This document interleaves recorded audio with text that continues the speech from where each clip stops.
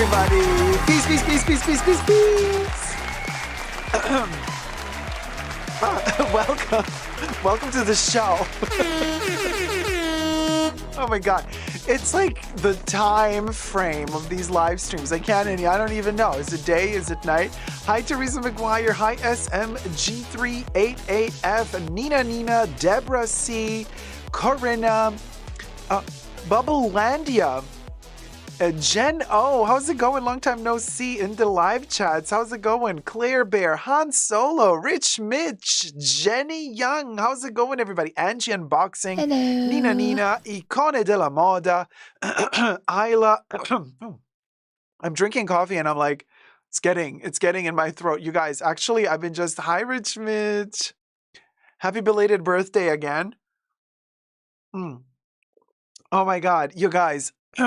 It is, okay, so this is the weirdest time to live stream for me, but then I was thinking to myself, because like last time we had like some issues, we had to start all over again, the stream, and I'm like, you know what, let's catch another time zone. So, let's catch another time zone, and I'm like, because truth be told, the election is nigh, and America is getting cuckoo. And I can't handle it anymore. You know what I mean? So I'm thinking to myself, let's live stream at a time when Europe is more awake and Australia. What's wrong with my throat? Challywood. Hi, Kate Moore. Really tastes spunky. Wait, I need a new bottle.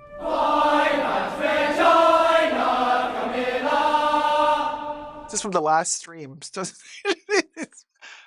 Who entered the fashion bunker and made this water spunky? This is gross. I need a new one. So I'm thinking to myself, let me stream when America is asleep. So I don't have to deal with weird comments because people are going nuts. So I'm just like, you know what?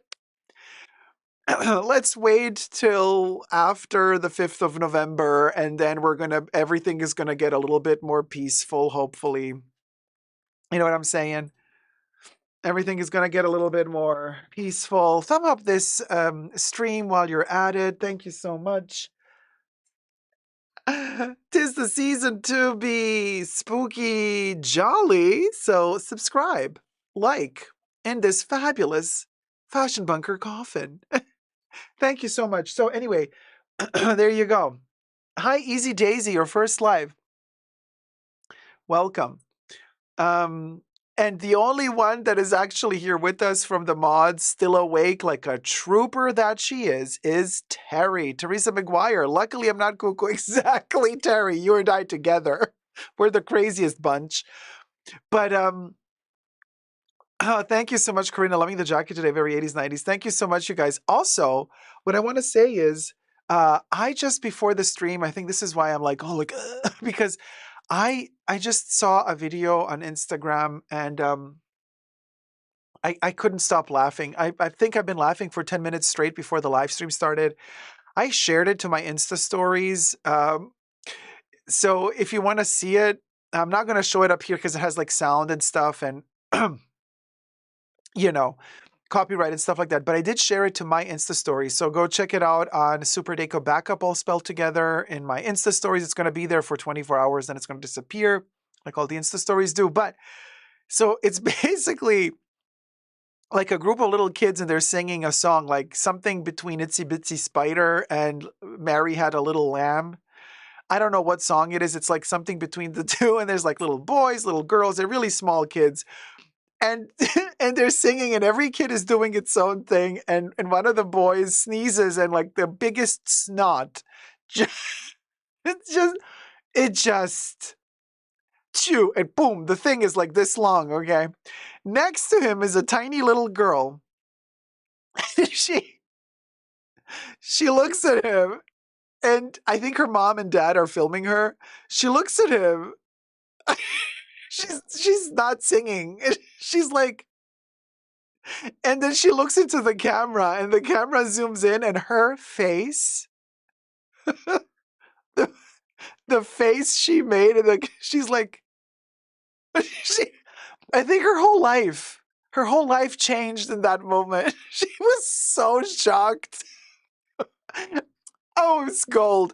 And the camera zooming in and catching the facial expression in just the right moment, the timing of it all. Well, anyway, it's on my Insta stories. Click on it there, see it. I cannot stop. Every time the camera zooms into her and she goes, Bubbles, don't start with me today. Nectarine Man says, I watched 90 minutes of your driving to a million McDonald's and loved it. Lol.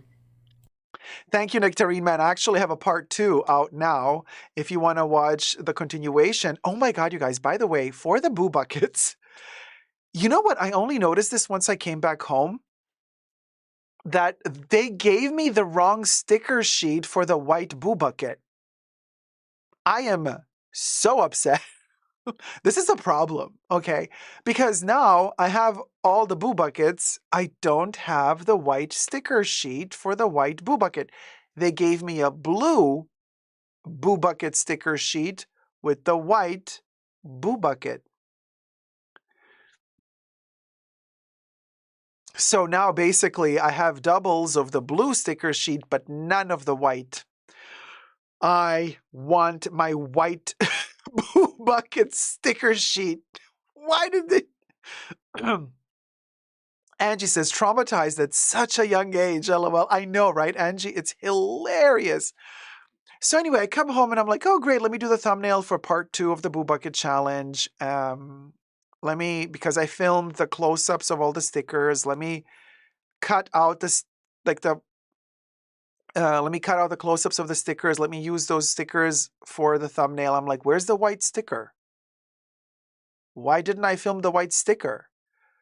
So let me photograph it now and then edit out the white sticker. It's a process to make a thumbnail, you guys. It takes hours. And I'm like, wait, there's no white sticker sheet. Why isn't there a white sticker sheet? But why do I have doubles of the blue sticker sheet?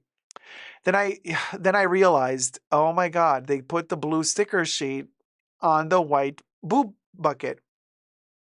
However, this, of course, confirms my sneaky suspicion that, they tell you we only have one color. Do you though?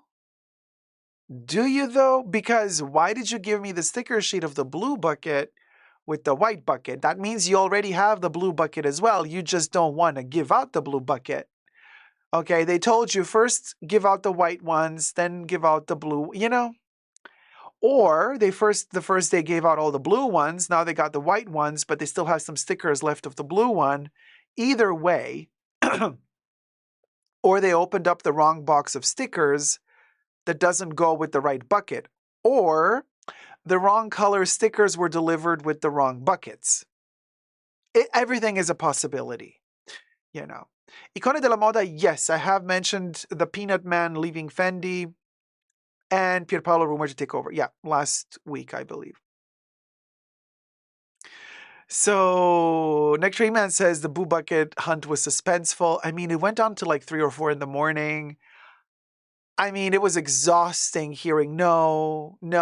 Everywhere we went, they were like, no, we only start selling them on the 15th. And we're like, it is the 15th. They're like, oh, it is? Yeah, it's the 15th. It's 2 a.m. And they're like, you're crazy. But no, we're going to start selling them lunchtime, Some McDonald's said, 10 a.m. we're going to start selling them. Some said 11. Some said noon. Nina, how's it going, sweetie? Yes, it is the full moon, which is another reason why I think everybody's going cuckoo.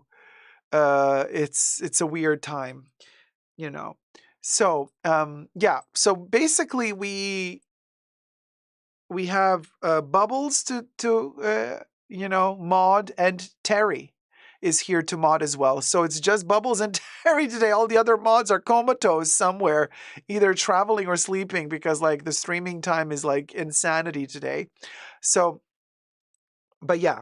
Cheers, darling. 'Tis the season. I have my little potion here. Some of the live stream while you're at it. Hi, Polyhesta. Good morning. Yeah, DMSA, it's good for Europe, right? Yeah. We don't have many people watching from Europe, so Hi, Cinnamon Roll. How's it going? I hope that we get more viewers as the show progresses. My hair is a mess. So let me like comb it. Oh my gosh. Today, things have gone in weird ways, let me tell you, because like, is this the midweek stream or an early weekend stream? This is the midweek stream, but at this point, I don't know because like it's Friday already. So technically I have to stream then again on Saturday. I don't know if I'll manage people. I'm exhausted. So I don't know if we're going to have a stream on Saturday or if it's going to be Sunday. I don't know. We'll see. At this point, like let's take it one step at a time. You know what I'm saying? Hi Maria, Europe, Sweden. Adele Taborita, how's it going? Hello Dacob, watching from Hungary. Hey, hey, hey. Good afternoon, Europe. Oh my God, it's like the Eurovision Song Contest. And of course, if you're calling from Hungary, we have to make the joke from the Eurovision Song Contest. Always the same joke. When Hungary calls in to give their vote, the moderator always says, and to give their votes, Hungary, are you hungry? It's such a stupid joke. And they do it every single year for the Eurovision Song Contest, don't they?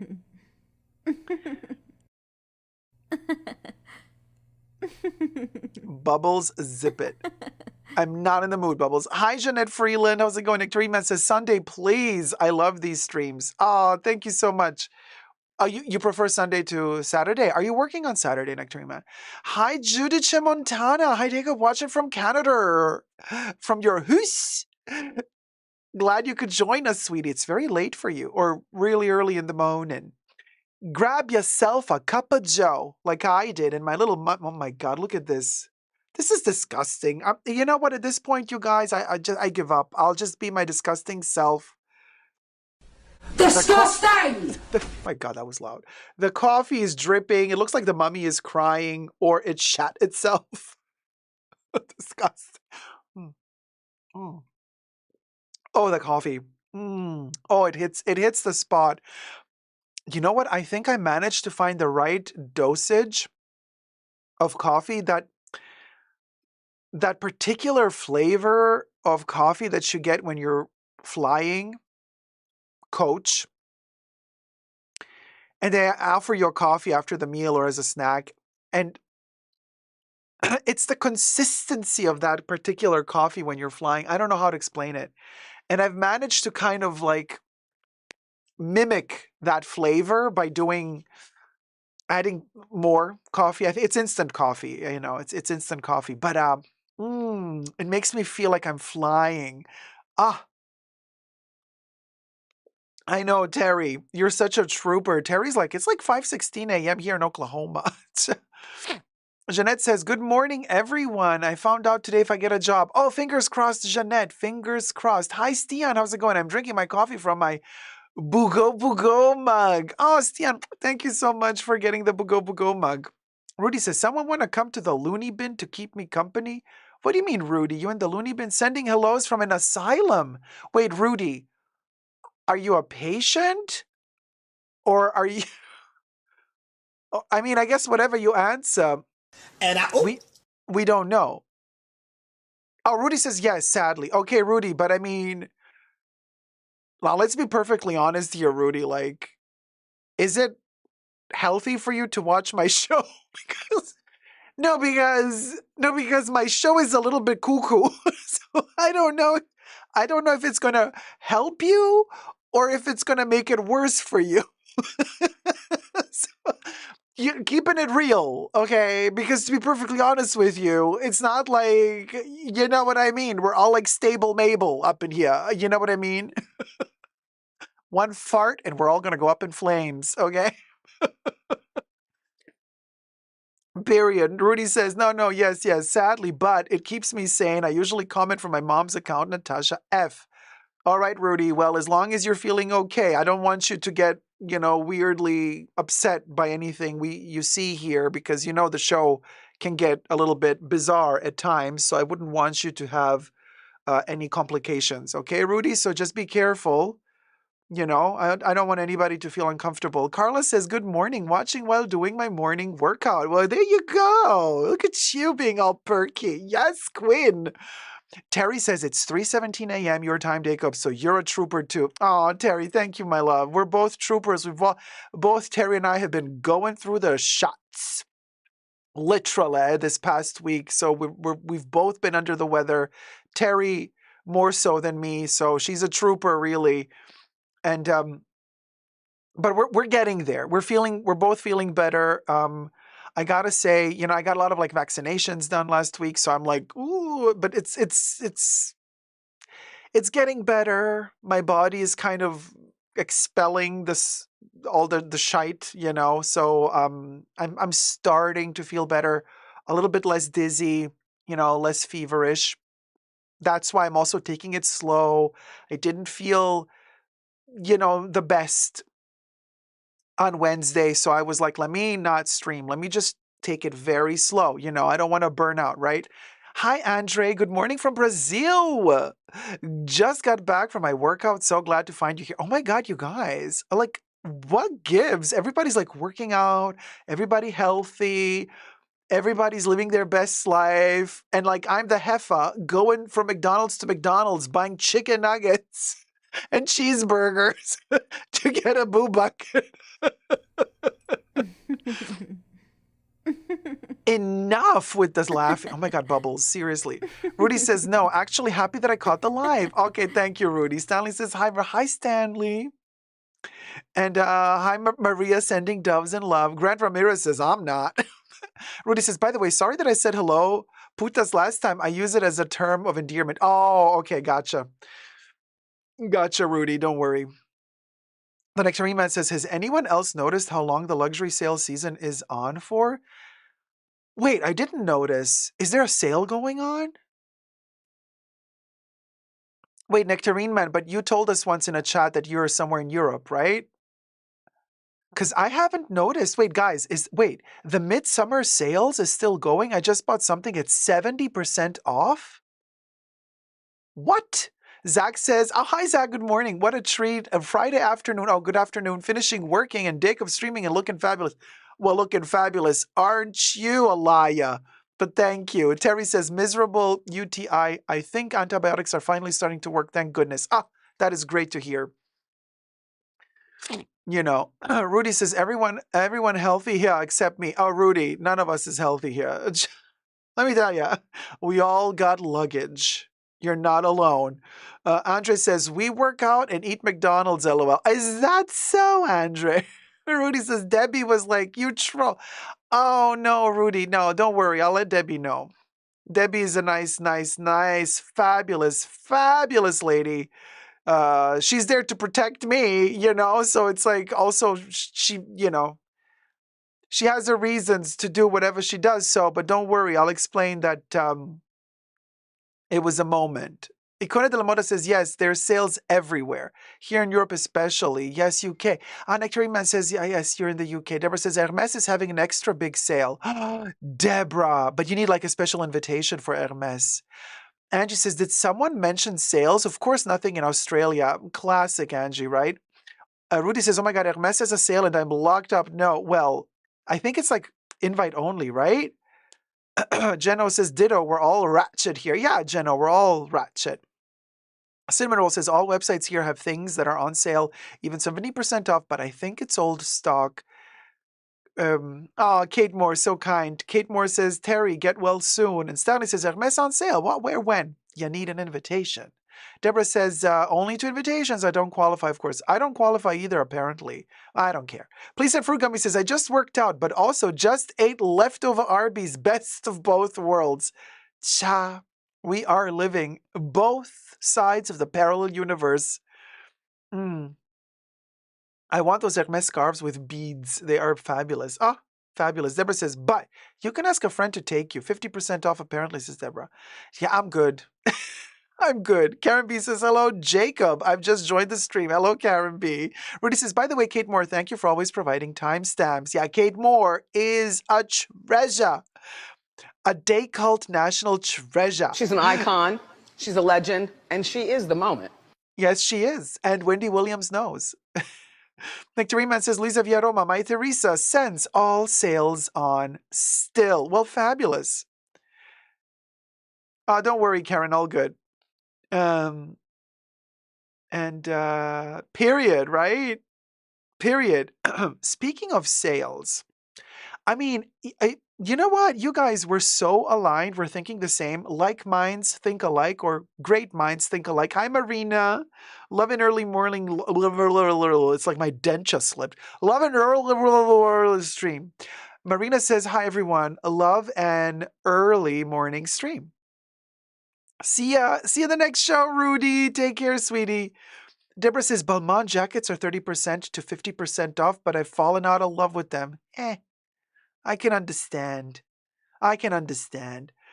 So speaking of sales and speaking of the fact that you are all still shocked, of course we're worried that the sales are still going on. We're worried. Hey, Debs. Okay, Debbie, but she's not in the chat. Are you lurking, Debs? Okay, I think Debbie needs a coffee. Just got a message. Okay, so here's the thing. Nectarine Man says one only needs 2 Balmain jackets, in my opinion, navy and black, and you're good. Am I the only one? Okay, but before we jump into the topic that I want to film about the sales, because I have something to say about what you guys are talking about, the 70% off sales that are still happening. Speaking of Balmain and Olivier Roustan, or whatever her name is, did you guys notice something? Okay, Nectarine Man, because you're on top of your fashion game. I know you always are like bam, bam, bam. You and Kev, okay. In the fashion bunker, you know it's the Nectarine Man and Kev who are like that when it comes to... So, okay. Here's the thing. Have you noticed that ever since Olivier has become really close friends with Cher, he started acting like her? Uh-huh. Yeah, and the wig with the long hair, and he walks like that. I have a feeling that he's a sort of a... Everything I say in this live stream is for entertainment purposes only, not rooted in truths or facts. Everything's a legend, just my opinion. I have the feeling it's a narcissistic behavior. You know, when you mimic what other people do? Like, I feel like he is mimicking Cher. He's acting like her. He's walking like her. His body language is like her body language. Yeah, he's mirroring. Thank you, Deborah. Thank you, Deborah. I was missing the word. Deborah is always on point. Deborah always comes with the right word. Whenever I'm like missing a word, Deborah is always like razor sharp. Thanks, Deb. That's the word I was looking for. He was mirroring. He still is. Whenever I see a video of him now, ever since he has the wig with the long hair, like the wig with the braids. Hi, Yella. How's it going? So happy to be here. Hey, sweetie. Welcome. Yeah. So just saying, have you guys noticed? Am I the only one? Hey, good morning, Sasha Sanchez. How's it going, sweetie? Am I the only one? Go. Because, okay, nobody's saying anything about this. Nectarine Man, I need your assessment of the sitch. I need your assessment of the sitch. Is it right or is it not? Oh my God, Terry, my love, thank you so much. Teresa McGuire donated $60. Need to move into my spot in the mansion and start the party. Period. Terry, my love, look at this. We are officially opening the Fashion Bunker Spooky Mansion, which, by the way, is only going to be available for a very short time because it's almost Halloween, children. Yes, it is. So let me, how do you say it? When we do the traditional moving in of Terry into the building, you know, she initializes always the games and the dance. So Terry, my love, we are putting you into the bunker. Oh my gosh. Okay, so the Nectarine Man says, oh, I didn't notice, but, I think you're right. He just appeared in an Apple TV show, La Maison, in a speaking part, so he's taken up acting just like Cher. And I mean, I'm telling you, and she's been coaching him. they're really close friends, and I think she's been coaching him, and he's like taking up her character more and more. I don't know, you guys. You tell me, but that's what I think. We're talking about Olivier Roustan or Rustig, whatever his name is, director of Balmain. Balmain. Yeah, the redneck brand Balmain. Sasha says, glad to have woken up to you live. How you doing? I'm doing, Sasha. How you doing, sweetie? Hey, Jacob. Hi, Danny M. Hi, Kari. He looks very bizarre. Definitely. So, Terry, I'm going to give you a cute little spooky ghost today with a smiley face. Oh, I managed to squish in the smiley face into the ghost as well. And I've lost the lid of the Sharpie. No, I got it. I got it, you guys. Sorry, I thought like where was like my the Sharpie lid, and bam. Terry's moving into the bunker with the smiley ghost. Terry starts the patties. If you wish to move into the spooky haunted fashion bunker mansion, tip your host right here or the link up above at the chats. Thank you, Terry, so much. You guys, so there's that moment. So Nectarine Man, assess the sitch. Observe now that you know what I've noticed, and let me know. Oh, Danny says Olivier still looks young though, a bit strange, but youthful, especially considering the cigarettes. Well, Danny, I had a friend who used to work for Balmain and knew him personally, and I've heard stuff. I've heard things, and let's just say that from here down, doesn't look as perky. Allegedly. Ah, Deborah, darling, thank you so much. Debrick donated $10. Things should start working out for you soon, Dacob. Saturn is trine Mars in Cancer, and also Neptune is trine Mars in Cancer too. Oh.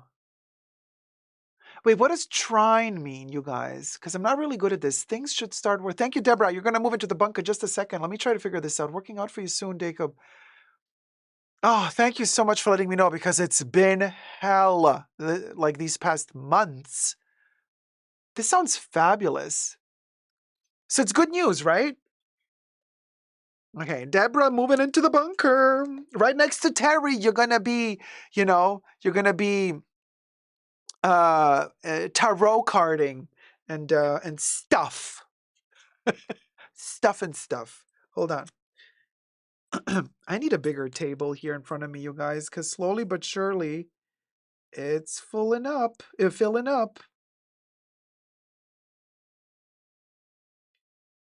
Oh, such a cute little bat. Okay. Now let me find the right height to... I'm so bad at this today. Like my coordination today. Okay, I got it. Deborah C moved in with the bat.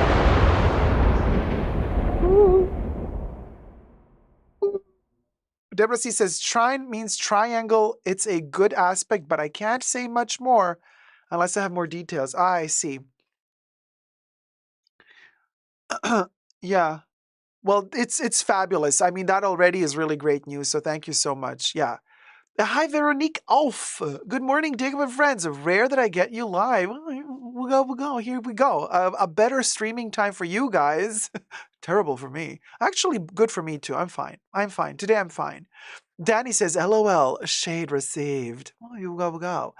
Oh, Nectarine Man says, his mannerisms are definitely enhanced nowadays, though. His mannerisms are Cher. I mean, come on, the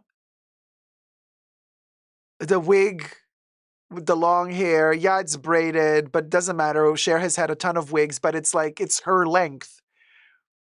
He's totally like living his Cher fantasy. Plus, he has her as a friend, so he can actually get to talk to her. But yeah, Deborah, like Cher is like the embodiment of what he'd like to be. Yeah. That's the vibe I'm getting. That's the vibe I'm getting. Oh, Deborah says Saturn and Neptune are still retrograde. It's always delays and obstacles, but should work out. Damn. You know, interesting. Snap, snap on the length.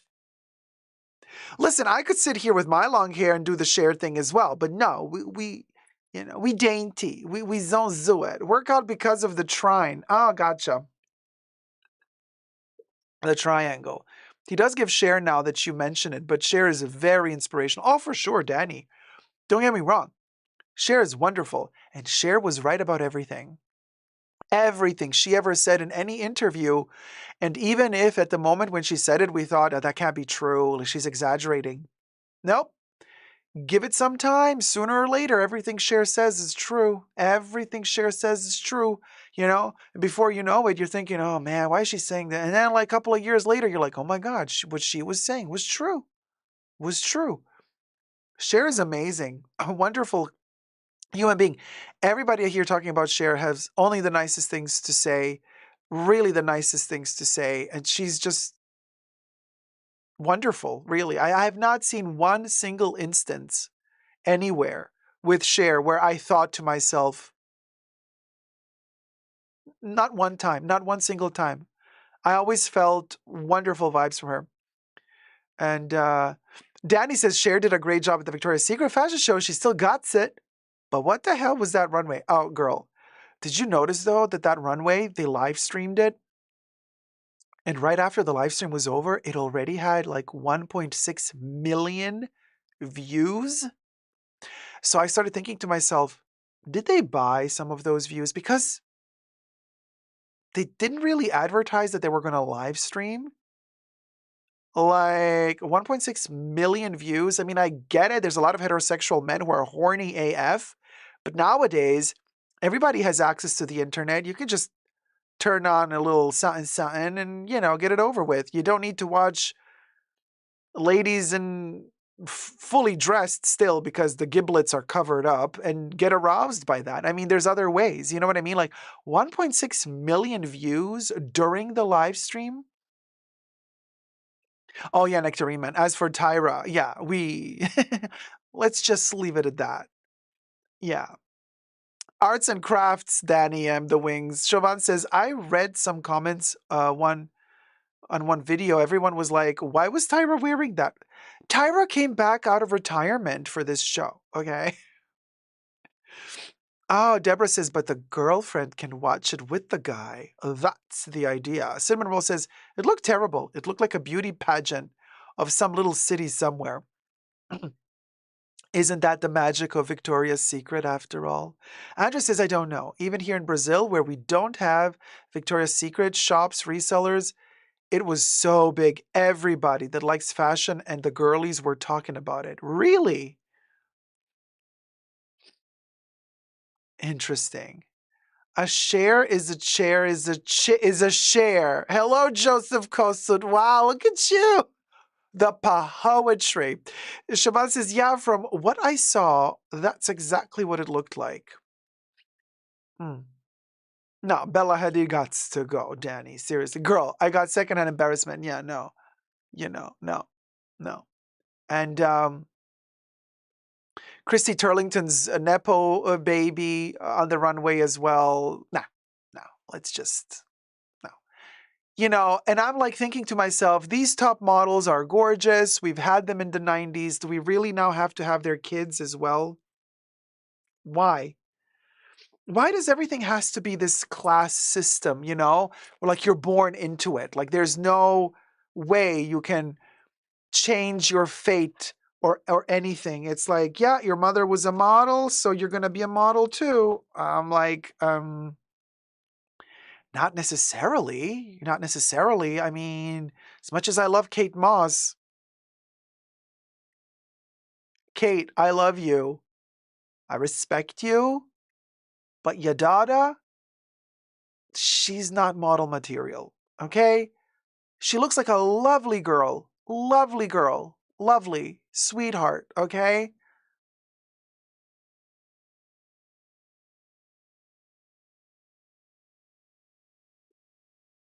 Your daughter not a model. Just sorry, you know. And Madonna, you know, as much as you're famous,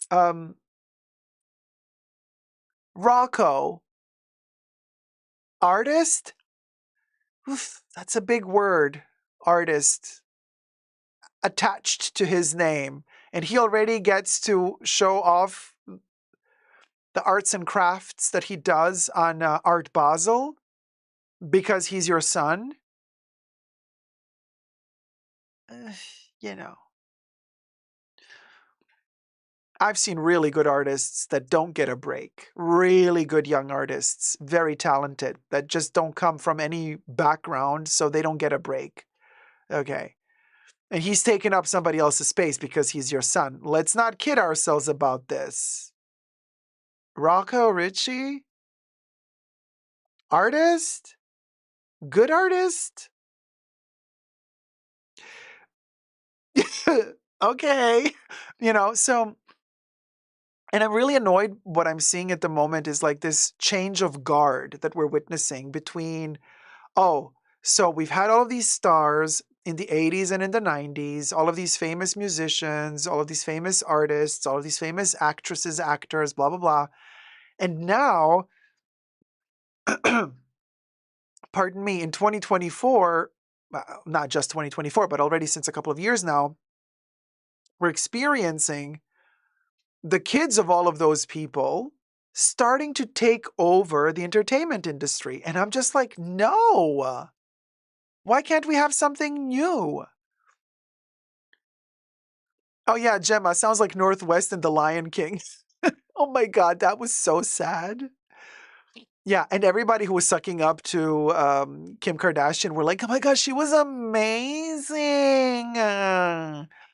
Oh, the charisma she had on stage. You know, the strength of character. I'm like, charisma? Girl, I mean, maybe we have different definitions of what charisma means. That girl don't guts an ounce of charisma in her. I mean, she seems like a lovely girl, but she doesn't have the stage presence. You know, here's the thing. Here's the thing. If and this is, you know, take it from someone who has been struggling their whole life, really, whether it be performing on stage, in front of camera, you know, whatever. I work my ass off all the time. And I can tell you this much. If you come from so much privilege, like she does, you don't feel the struggle on stage. And if you lack that struggle and that tension, you're not going to deliver charisma while you're performing. You're not. Because you're always in a comfort zone. You're always pampered. There's no threat to you. There is no repercussions for a mistake. There is no one and done, you know? It's more like, oh, this is fun. I'm going to do it. Oh, it didn't work out? Who cares? I'll do that next. That's fun. That's how you see life, you know? There's no repercussion. It's not like you're going to lose all your money if what you did on stage was terrible, so nobody else is going to hire you. So how are you going to earn your money? Well, go work at McDonald's. No, there's no repercussions. So you can do whatever shit you want. Doesn't matter. Mom and dad are going to cover up whatever mistake happens. And so you don't develop that sense of survival, that instinct of preservation that, in my humble opinion, artists, true artists, really need when they're on stage. When they're on stage, they have to feel like it's life or death. A good artist on stage, whether it be, you know, singing or acting, their whole existence has to depend on that performance in that moment. And when you don't have that instinct of preservation that kicks in once you're on stage and the lights go on and you got those wolves in the audience looking at you, when you don't feel anything towards your audience because you don't care, you're not going to perform well. You're not. You're not going to deliver that spark, that light, you know, that energy. You're not going to deliver. And she doesn't deliver. But why? Because She's like, oh my God, I love that lion outfit. And then she wore like a hoodie. What did she wear? Anyway, shout out to her family. Seems like a lovely girl. Deborah says, I agree totally on Kate Moss's Dada and also Nicole Kidman's. Neither have got it and they're taking up space. Oh my God, Nicole Kidman's daughter? Huh. Cimarol says, I mean, a lot of artists are just Nepo babies that don't want to work. Well, yeah, I mean, time of inheritance, Sasha, right? Jeno says, if anything, these Nepo babies need to work much harder to prove they're really worth that space. Yeah, completely. Zach says, have spilled something. This year's so-called holiday season starting in September. Therefore, I boycott that in Dior with my purchase of hypnotic poison. I don't get it. You're boycotting holiday season by buying something right away. How is that boycotting? That's literally paying them. Kate Moore says, I have a friend who is an amazing artist. Her paintings are beautiful and edgy, unique, and there's always someone from money who takes her place in an art gallery. Of course. It's a classic. Oh, Sigita. Happy Friday, everyone. Thank you so much, sweetie. Sigita donated $5. Happy Friday, everyone. Sigita moving in to the fashion bunker. Hold on. I have my little brush here. Where did I put my pencil? Oh, no. Ah, got it. Not a pencil. The other thing. Hold on. Wait, did I finish one of the little blocks? You guys, I think I did. Okay. Sigita moving in.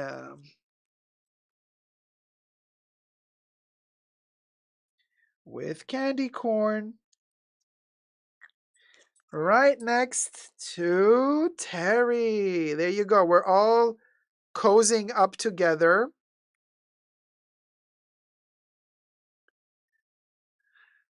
There you go. Sigita just moved in. It's not focusing. Oh, there it is. Sigita next to Terry and Deborah. Get the party started. Ooh, it's like the Witches of Eastwick. I love that the three of you are all together on the same floor. I just rewatched The Witches of Eastwick the other day. God, I love that movie so much. Hi, Sabrina 9. Hollywood is all bring your kid to work. Good morning. Yes, Sabrina. I mean, it's difficult. I can't say much. Okay, I'm not allowed to say too much. Anyway, things are happening behind the scenes. Maybe one day we'll be able to divulge more, but I can tell you this much when it comes to Hollywood. Sabrina is pretty much, yeah, it's really difficult. Anyway, we digress. Shop Queen, how's it going? That's like Northwest in The Lion King, the Hara. My ears bled hearing the clip. Gemma says, or the parents are pressuring them. Possibly. Oh, Dacob, what happened, Nectarine Man? What? Better gallery owners are needed than Siobhan says to Kate Moore. Well, they don't care about good art. They care about furthering their own careers and earning more money. So it's not about good art. It's about brand marketing. So it's about fashion, really. So art is no longer really art. It's more fashion. And really, that's the end of art. Yeah. Great, we can borrow each other's clothes, as Deborah. Siobhan says, there's a new Hudson's building very close to being done in Detroit skyscraper. There's a gallery space inside. Beautiful job they've done so far. Gemma says, you've just reminded me of Witches of Eastwick. I need to go watch it after the live stream. Fabulous movie. You know, MJ Lone Ranger, good morning. Happy Friday. Good morning. Happy Friday to you too, sweetie. Sean Pop says, what'd you think of the new Chanel film ad? Oh my God, what a travesty. Sean, that is literally I can say, really, without a shadow of a doubt, personally, for me, in my opinion only, the worst Chanel number 5 ad I have ever seen. Ever. The amount of lackluster, boring, dull, uninspired, lazy crap I have never seen something so bad in my entire life from Chanel. For a Chanel number 5 ad. Okay. You know, like terribly bad. So bad that it just makes you go, "Oh my god. What a waste of money." Uh, you know. Oof, really bad. Hi Pumpkin Ziggy. How's it going, sweetie? Yeah, Deborah's like, I'm just going through the motions regarding the Chanel ad. Yeah, exactly. Has no ideas within. Oh no, Sean, it was, oh my god. I was like, torture to watch that shit. Shabbat is like, I'm watching it right away then. Judy just says, it was not giving. No. Hi, Zmeo Star. It was not giving, you guys. I mean, yeah, they paid a lot of money to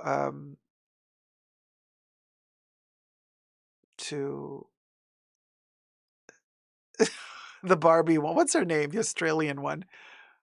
Uh, what's her name? Barbie. Margot Robbie. Thank you, Nectarine Man. Yeah. So they hired Margot Robbie and the other Australian. Uh, what's his name? Oh my God, another terrible. I really don't like him. I think he's vile. I know everybody has the huts for him and everybody wants to, shag him. I'm like, oh my God. Mm. If ugly had a name, it would be him. Anyway, also another Australian.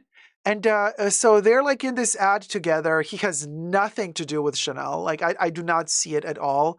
They've been shoving her down our throats for Chanel for years now. She's not happy wearing Chanel. She looks best when she wears Versace and stuff like that, okay?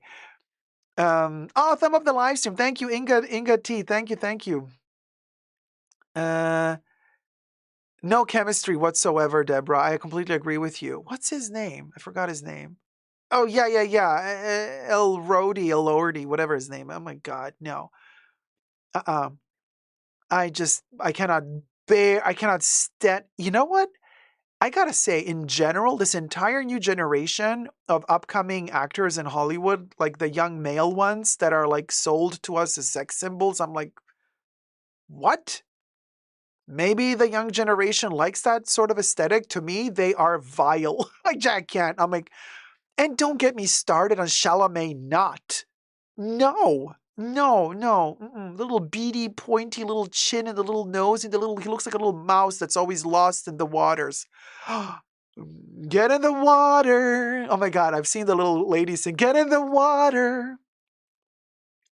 Pumpkin Ziggy says, feeling not so good, but being with you guys is always great. Oh, Pumpkin Ziggy, I hope you feel better soon. MJ Lone Ranger says, about as tragic as the Chanel Advent Calendar. Oh my God, guys, you're nailing all the topics we're going to be talking about today. We're going to be talking about the Chanel Advent Calendar. Brian Byron thank you Reza so much, donated sweetie. $11.55. And why is there a ton of question marks? Okay, so Byron. I'm just going to spell Byron because I can't spell the other thing. Byron, thank you so much, sweetie. You're moving into the bunker. You're moving in. You're moving on. You're moving into the bunker. Byron, darling. Byron. And you're going to get a little jack-o'-lantern. A little smiley jack-o'-lantern because 'tis the season to be jack-o'-lantern-ish. Okay, period. So...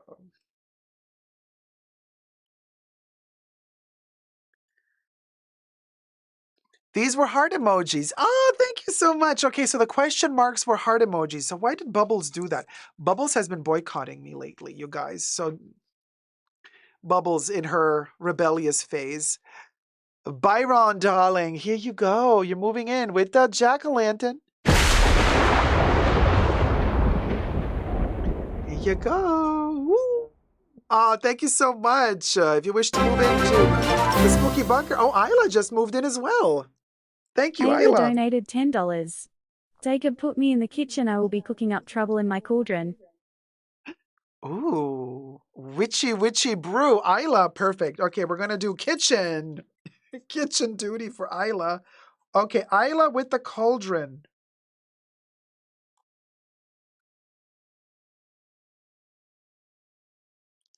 Okay, I did the cauldron as best I could. Because, you know,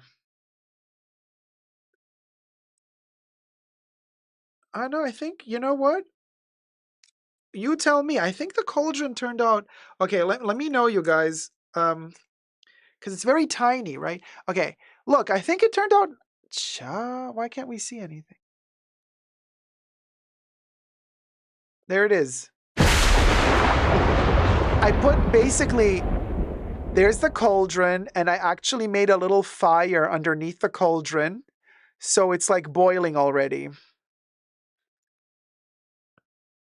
You know what I mean? Avarice says Chad Michael Murray is more hot than criminal actors. I mean, it's a tragedy. Why are they shoving us down the? Why are they shoving them down our throats? But let me. I mean, what's the name of that other guy? Now he joined like Tom Cruise and that other religion. I don't. That shall remain unnamed here on this channel. But anyway, um, what's his name? He was in Twisters, like Twister 2. He's now like, Tom Cruise's little youngling with a tight, perky butt. Because they say that Tom likes those, allegedly. What's his name? Oh my God, what a travesty. And and they're trying to sell him as a sex symbol of Hollywood. I'm like, girl, are you for real? Because no. Glenn Powell. Hi, Dario Domenico Martino. Glenn Powell, yeah. And you know what the funniest thing is? Every time when they try to make a post about him, like on social media, look at the comments. Look at the comments. A plethora of people come for him saying, why does Hollywood keep trying to make him happen as a new sex symbol? He is not. People comment en masse saying, like, why are you trying to make him happen? He's a sidekick. He's not the main star. No. Emery says wicked merch is selling out at Walmart and Target. People are attacking each other over Stanley Cups. I've seen that, Avaris. I've seen people attacking each other over wicked Stanley Cups. I saw the toys as well. Hi, Mahora. Shoot to my bunker. How's it going, Mahora? I have seen the toys at Walmart. Let's just say that Ariana Grande as a toy.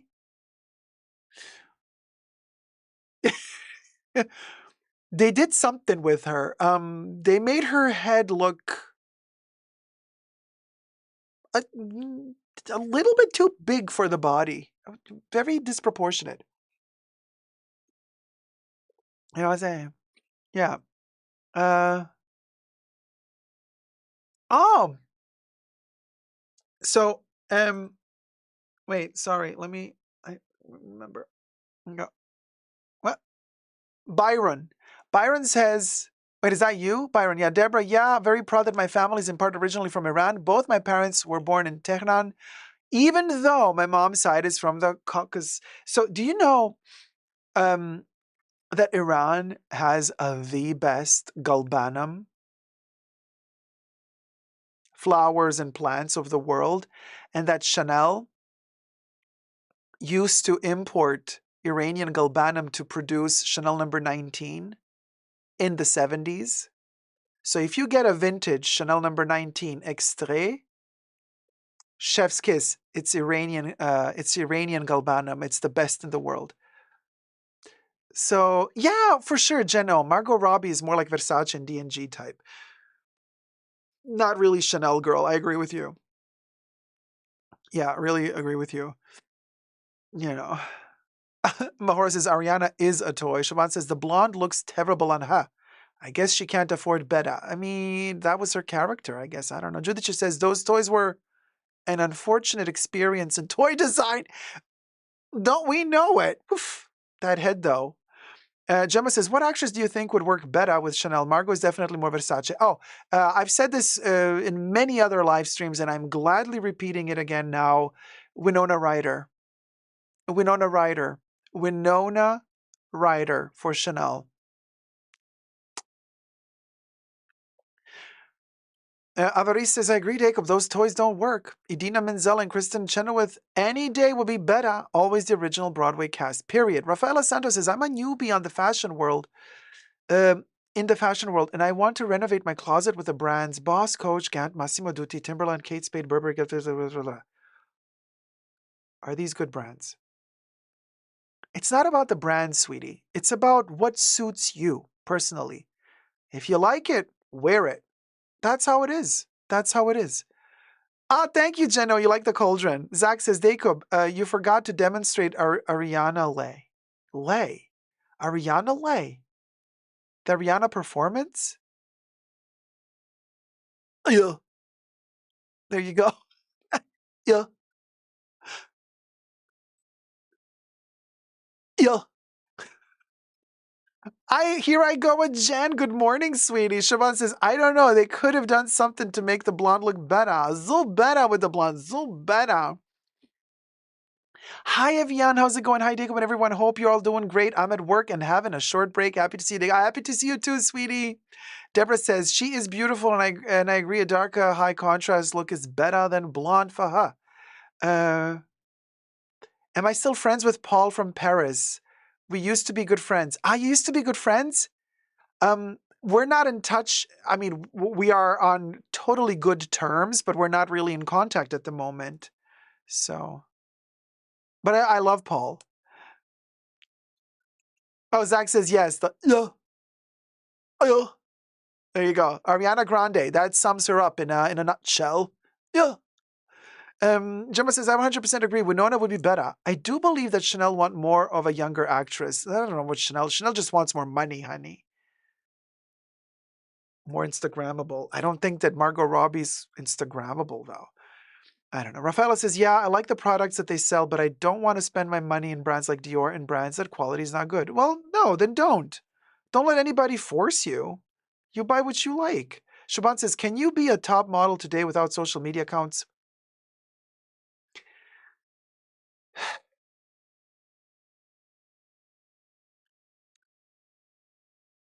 If you don't have social media accounts and you want to be a top model, then you need somebody really rich and powerful pushing you behind the scenes. You know. It's a blazer with short sleeves, Evian. Yeah. So let's do the first topic. So you guessed two topics actually in the chat. So the first one I wanted to do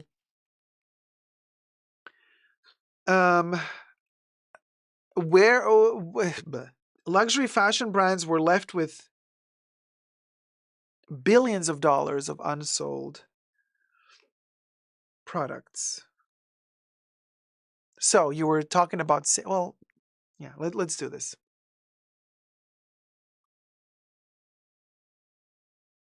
We're continuing our journey. No. I know luxury. Okay. Yeah.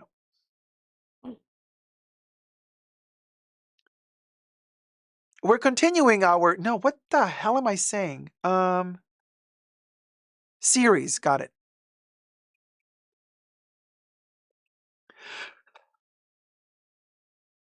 The End of Luxury. The series continues. In this chapter, do you guys know that I've been told by many of my viewers, wonderful people telling me, Dacob, did you know that right now, even though summer is over, and as I'm filming this video, it is mid-October, there's still summer sales going on.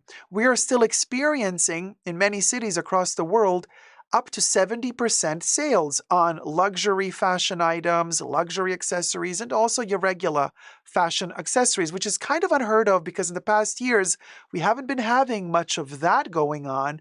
Well, now it seems as though brands are maintaining sales a little bit longer. I'm like, a little bit longer. They used to end the sales by mid-August. Sales would be over. Now they kept on going through mid-August, end August, beginning of September, mid-September, end of September, beginning of October, mid-October, we still have sales going on. This is insanity. Well, guess what? I have news for you. Yahoo News has been writing an article about something that might explain why sales are going on a little bit longer than usual. Want to hear the tea? Subscribe to my channel, thumb up this video. push that notification bell to get notified every time I post a new video. Let's get to 100,000 subscribers. We are so close. I can smell it. Okay? I can smell it. And it's not a fart. No, it's the beautiful smell of wonderful subscribers joining the fashion bunker. Oh my God, can we get any more ratchet? Yes, we can. It is the end of luxury after all. All decency has left the building a couple of years ago. You understand? So sum up the video. Yahoo says luxury fashion brands were left with billions of dollars worth of unsold products last year. Isn't that interesting? Here's where the items went. And also, let's hear it. Let's hear it for the brands. Who didn't sell their products? Two of the world's biggest luxury brands may be sitting on a whopping 4.7 billion euro worth of unsold goods, which equals to around about 5.1 billion US dollars. Let the billions sink in, okay? At the current exchange rate, at least $5.1 billion. That's enough to make even the most fashionable among us raise an eyebrow, says the article. Woo-go. Could you imagine? They sold terribly last year and in the last years. Now, here's the thing. Some of European countries, well, in general, the EU does not allow you to destroy leftover surplus product. A lot of the brands used to do just that. They would just burn whatever was not sold. Why would they do that in the past? To maintain covetability, desirability, the status of the brand high. You see, they would not put certain things on sale. They would rather prefer to destroy them and, well, get a good, tax deduction for it by claiming that that product could not get sold. It's they've invested money to manufacture those garments, so that would be a tax break for them. It's not money that they would really lose because, the surcharge that they're charging you for their luxury goods is already so ginormous that it's fine.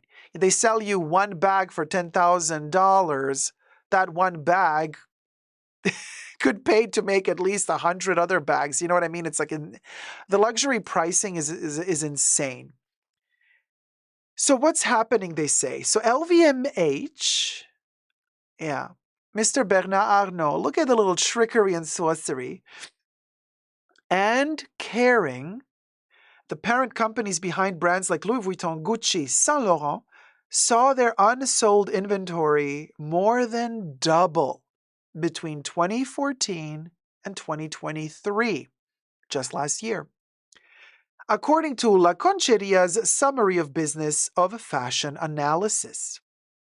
So they say that in 2023 alone, LVMH reported 3.2 billion euro, equaling more or less $3.5 billion in unsold goods, while Kering clocked in at 1.6 billion US dollars. That's a whole lot of handbags and stilettos gathering dust, they say. Look at the little jokes they're writing in the article. Cute. Why is this excess inventory concerning? Asketh them in the article. This mountain of unsold luxury items is bad for business and terrible for our planet. The fashion industry is already a significant contributor to Earth's overheating, and excess production only amplifies the problem. Think about all the resources that go into creating these products: water for growing cotton, energy for manufacturing, and fuel for shipping. When items don't sell, those resources effectively vanish into thin air. Plus, there's the waste factor. In the past, some luxury brands would reportedly destroy unsold items to protect their image. While that practice is becoming less common and is now banned in France, per La Concheria, finding eco-friendly solutions for thousands to millions of unused products is a massive challenge. And here's the problem. Also, the quality is getting worse and worse. So people are now resorting to purchasing more vintage, pre-loved, and this is terrible. It's great for sustainability, one person's trash is another person's treasure, and that's all good and fine, but you gotta thumb up this video and subscribe. Let's get to 100K. Okay, here's the thing. The fashion brands, the luxury fashion brands, and just your regular fashion brands, they don't really like the pre-loved market because, I mean, if all of us were only buying pre-loved, we wouldn't be buying new. And if we don't buy new, these brands go out of business. So, Coco Chanel said it in the book, The Allure of Chanel, her little kind of monologues she did with Paul Morand in the book, The Allure of Chanel. I highly recommend it. Check that book out. She said, you know, in order for fashion, the business of fashion to survive, commerce of fashion to survive, fashion needs to die. It needs to die quickly. It has to regenerate itself every season, creating new trends so that people keep desiring to buy and so that they keep buying. If fashion equals style, you buy it once and you keep it forever because it's your style. But if we manage to convince you that every season there's a new trend you should run after, you're going to keep buying. And if you keep buying, the commerce of fashion survives. But if you stop buying new product and you just focus on pre-loved, how are these brands going to survive? They're not. So a lot of the brands are now focusing on what I believe, and everything I say in this video is for entertainment purposes only, not rooted in truths or facts. Everything's alleged and just my opinion. What I believe a lot of these brands are doing is greenwashing by stating that they're doing eco-friendlies, that they're finding eco-friendly solutions to producing less waste as they're producing their clothes, that they're finding other ways of packaging their products to, you know, utilizing biodegradable materials and what have you. It's all kind of fakeria, if you ask me, because they're trying to signal to us consumers that they're doing their best to be eco-conscious, eco-friendly, sustainable, when in reality, you know, the commerce of fashion, the business of fashion is the second biggest waste in this planet, first being the industry of weapons. You know, those really destroy the environment. And then second place is fashion. So now imagine them trying to tell us, oh, all of a sudden, no, you know, we're doing better. We're reducing pollution. No, you're not. No, you're not. You might be reducing pollution by a little bit because like now you're starting to use certain products that you're claiming are more eco-friendly than other products that you used to use to manufacture your raw materials a couple of years ago. But you just wait another 10 years from now and they're going to find, oh, they're going to be all of a sudden, oops, that product we were using, turns out it wasn't that eco-friendly after all, now that more research has shown us that this product isn't that eco-friendly after all, blah, blah, blah, right? But here's the thing. They might be de facto reducing some sort of impact on the environment, but then why are they augmenting the amount of production? You know, why did Chanel jump from like 4 or 5 collections a year to like 10 to 12 collections a year? And you're telling me you're more sustainable? No, you're not. First and foremost, if fashion wants to be more sustainable, the first, guys, listen to me and listen good. This is how I know personally if a brand is scamming me and is acting, you know, like, oh, look at me, all sustainability. But they're greenwashing, in my opinion, when they claim that they are becoming more sustainable. Okay. If you, as a brand, want to prove to me as a consumer that you're becoming more sustainable, the first thing I need to see you do, and the first thing I need to see you officially say and enact upon, is reducing production. Okay, so that's the first step you got to do.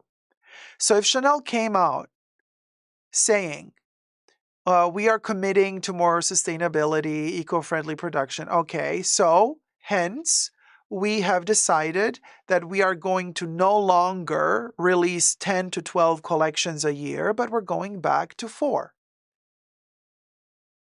That's the first step. I want to, and I need to see you as a brand reduce the quantity you're producing. That's the only true way to be more sustainable. That's the only true way. The only true way that you are not signaling to me greenwashing is by de facto proving to me that you're producing way less.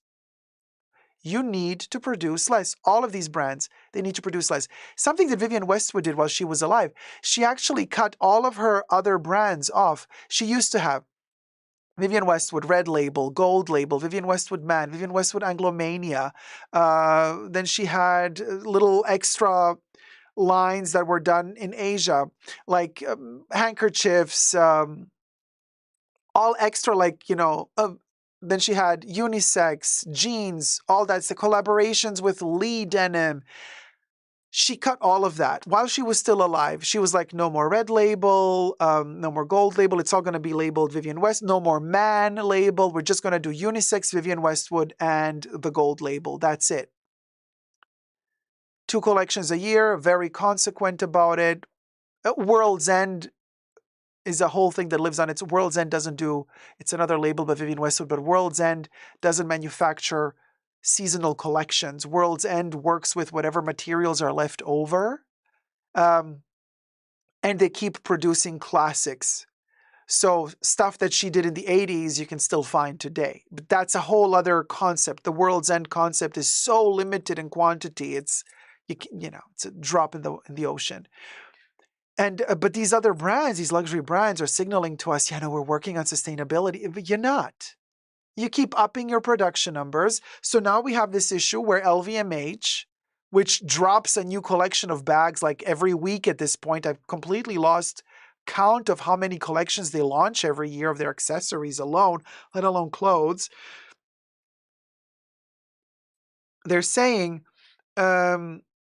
both LVMH and Kering are aware of this issue, but their solutions are still a work in progress, they say. At the time of the report in March, LVMH said that it expected to sell much of its excess inventory in 2024 per la concheria.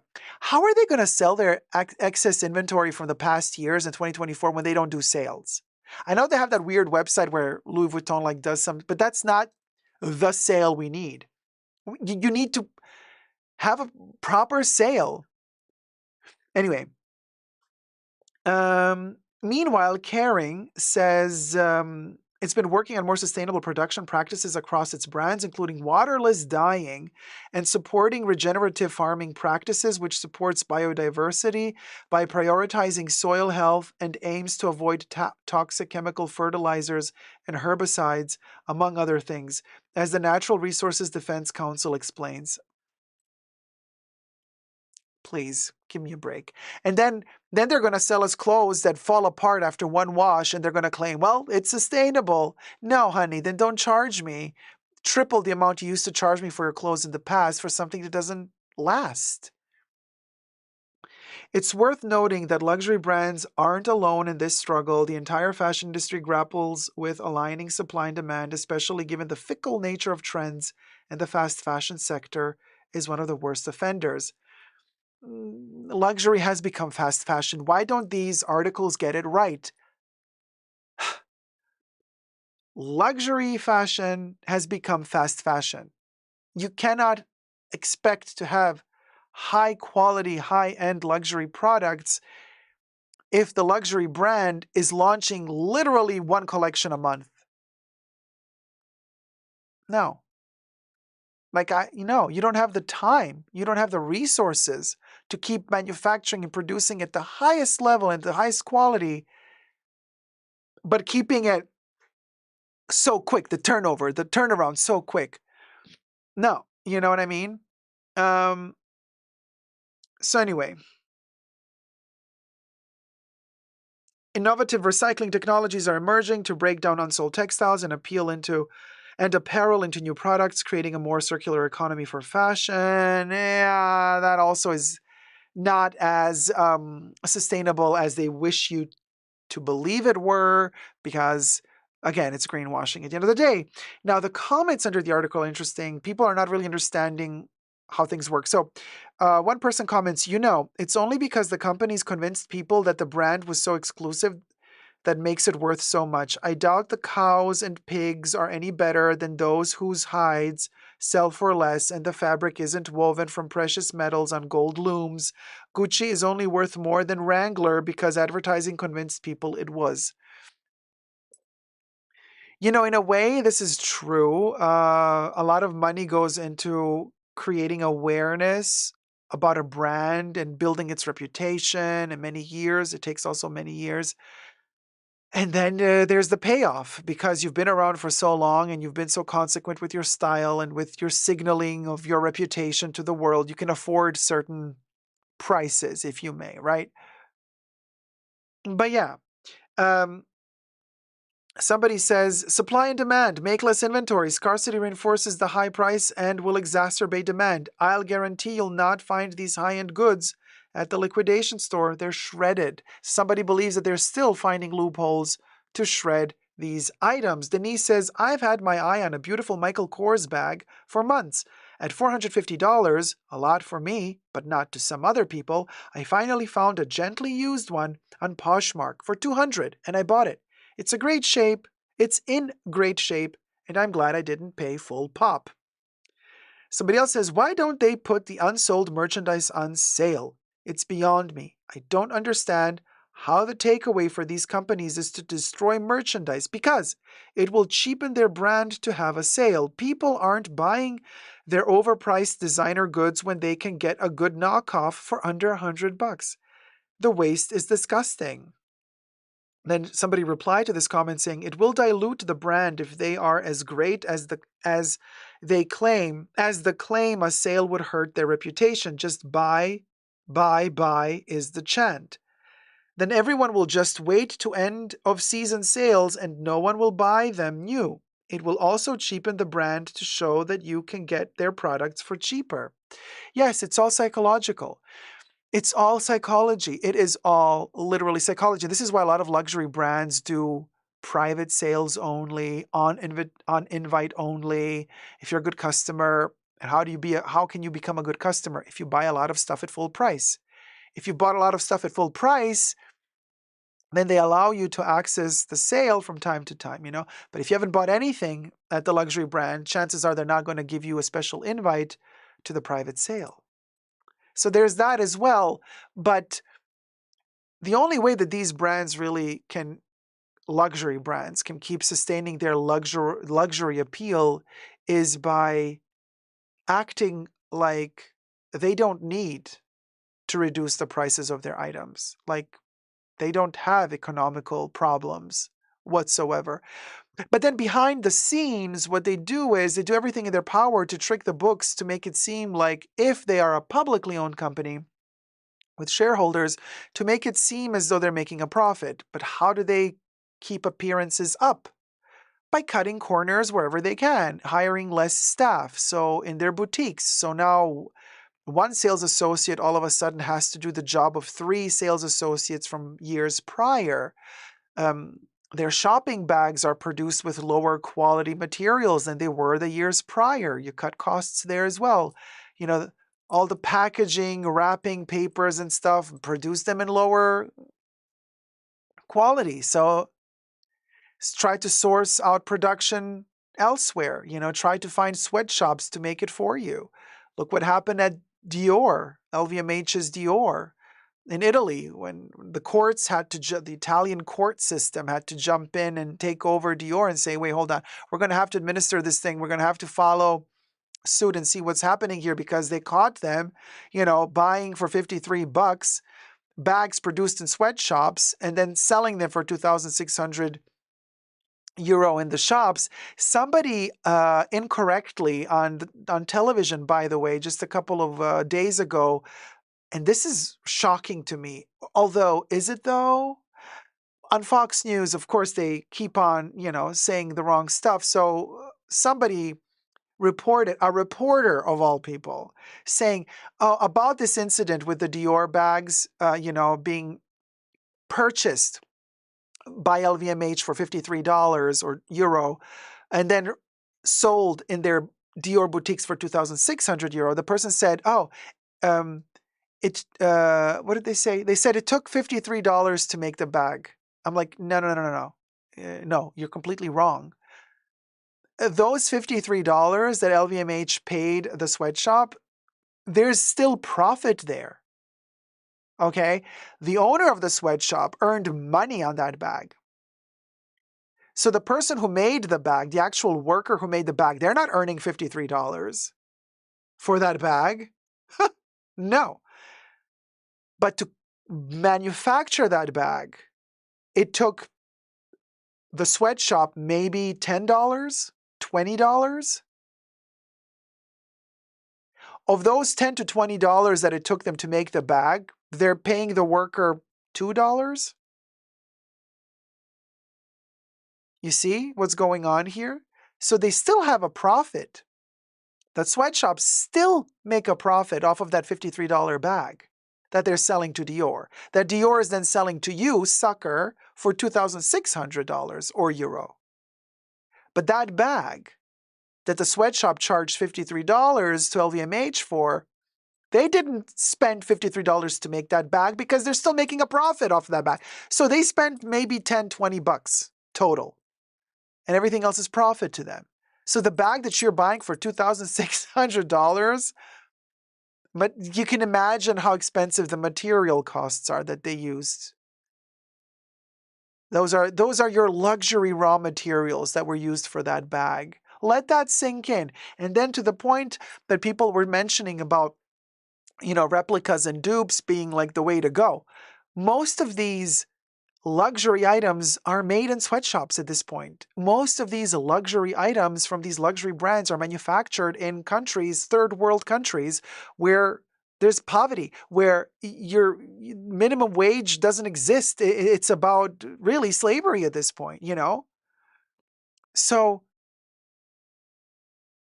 what's the difference at this point? If the bag that you paid $10,000 for from a luxury brand that says made in Italy, but was made in a sweatshop, that same sweatshop could have also made, and probably did make, the replica version of that bag that is now on sale for $100 on the street in Canal Street.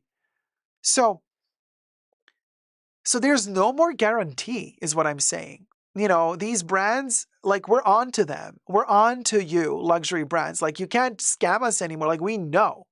We know at this point that you're not manufacturing. They try to show to you. We know that you're not manufacturing in these aseptic, clinical-looking factories, ateliers where, like these brands like to show us from brand marketing, they film themselves, they make these gorgeous videos, polished videos where they're filming their workers working in the atelier, making the bag by hand, and they're wearing white cloths or white jackets. They're dressed up like they're working in a clinical aseptic environment, taking care that every stitch on that bag is perfect. That's what they want you to believe. So it's propaganda. Literal propaganda. It's kind of propaganda 101. So they're going to make you believe through those videos that what they do is amazing. But then in reality, once the cameras stop rolling, honey, that's not where they make the bags that they sell you on their website, that they sell you in their boutiques, because there would be no time. Their workers, those 5 workers that they're filming working in these empty spaces, you think those 5 workers are making the hundreds of thousands of bags that Dior is selling on their website and in all of the boutiques that they have worldwide? How do you think those 5 workers managed to make those hundreds of thousands of bags that they sell? Do the math. So anyway, 'tis the end of luxury, and now we've come to the point where the surplus that these luxury brands have and that they cannot move and sell is so high, but they're still not budging. Like, we're still not going to do sales. We're still not going to damage our reputation. Okay, how much more is it going to take? How many more people do they have to fire to minimize,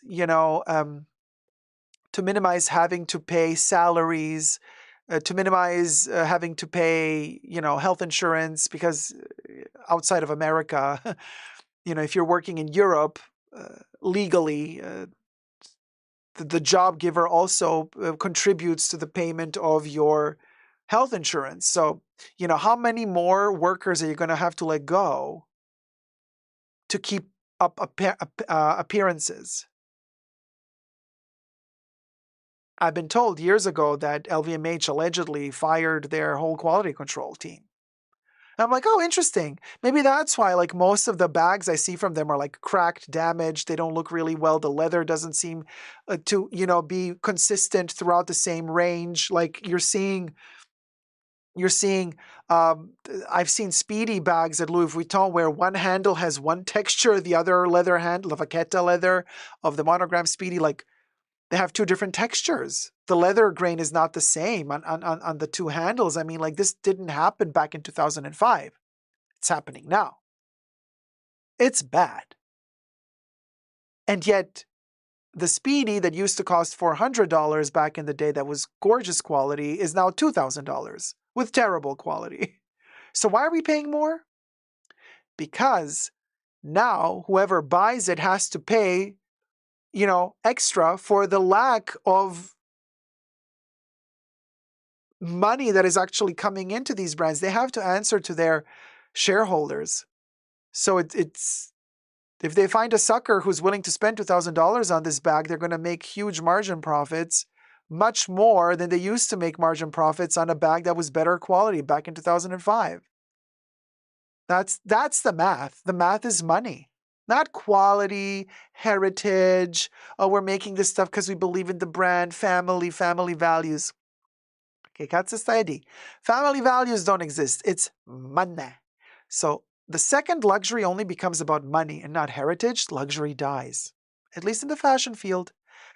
Thank you for watching. Let me know your thoughts down below. Thumb up this video, subscribe. Let's get to 100K. The more we raise awareness about this, the faster we might get things better in this world. Thank you guys so much for watching. Love you loads. Never give up on love. Bye. It's all about the dollar, honey. You best believe. Yes, and I just wait. They will raise prices and say it's because they have to be more environmentally responsible. Of course, that's what they're already doing. Simrose says, it says it's because I know people that work in the leather production for luxury brands and they sell the leather for the bags for more than that. Here's a guy I watched a documentary regarding this topic. Nike sold a pair of sneakers for $100. The main cost was 60 cents to make in China. That was in the late 90s. The exploitation goes way back, yeah. The word collection is the most arousing word to luxury retailers. It means continually buying something you rarely use and won't sell usually from the same few brands. Yes, I just wait till they raise prices. Oh, Shoban says, yeah, early on Nike and Kathy Lee's line got exposed, but truth is it's everywhere now, just wrong. They're able to label it as made in Italy and France. Oh yeah, that too. Stitching one button, anyway. Yeah, stitching one button in Italy, and then you can call it made in Italy, even though the rest of the piece was made in China. Speaking of terrible quality, did you guys see? So somebody sent me this reel from Instagram from Versace. I'm going to show you pictures. I took screenshots. So you remember we reviewed this show together, the Women Versace 2025 Spring Summer Pret-a-Porter collection. The show was boring. The only good dressed person was Donatella Versace, dressed all in red, and she came out at the end of the show. You remember the show. They had that weird white stripe running through the runway. It looked like Coke. And we were all saying, ha, Donatella's Coke line. So anyway, so I got this reel from somebody, and I took some screenshots. Hold on, you guys. They're not ready. Okay.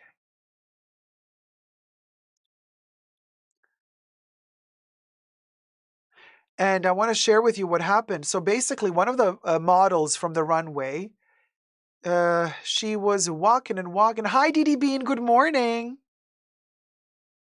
Aw, love your mug. Just waking up in surprise. Oh, hi, Didi Bean. It's a little mummy. Mug me. No, don't mug me. Oh my God. I wanted to say mummy mug. I wanted to combine mummy and mug, and it turned out to be mug me. Oh my God. Don't mug me. Mummig. Maybe mummig. Mummig. That's better. Mummig.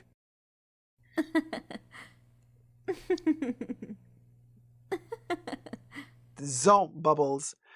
Okay, let me show you the picture. Okay, so this model. So this is that line. You see the line? And the Coke line. Anyway, so this is the Versace Spring Summer 2025 collection. This gorgeous model, she is channeling Naomi Campbell, by the way. Is it Anouk? I don't know, Nectarine Man. I don't know the names. This is the outfit. It's like little platelets of metal, almost like a Paco Rabanne outfit. Next picture. Here she, the desperation. Here she is behind the stage. She's like yelling at them. So this is the outfit. You would think it looks gorgeous, right? She's like, you guys, help, somebody come here right now. This is before she stepped out on the runway, I think. Next picture.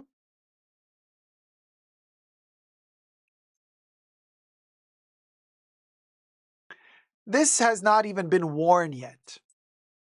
Okay. So she's like, you guys, somebody fix this. She's just about to go on the runway, or she just finished the walk and came backstage. I don't know if this is right before or right after. But I'm like, if this thing cannot even survive, because she didn't sit down with this. She's standing, you guys. She just stood and walked. If this dress cannot survive walking, do you see what I'm saying? That's the quality we're dealing with here. Now imagine that poor woman who is going to end up buying this dress once it goes into production and paying $10,000 for it. And then this is what's going to happen.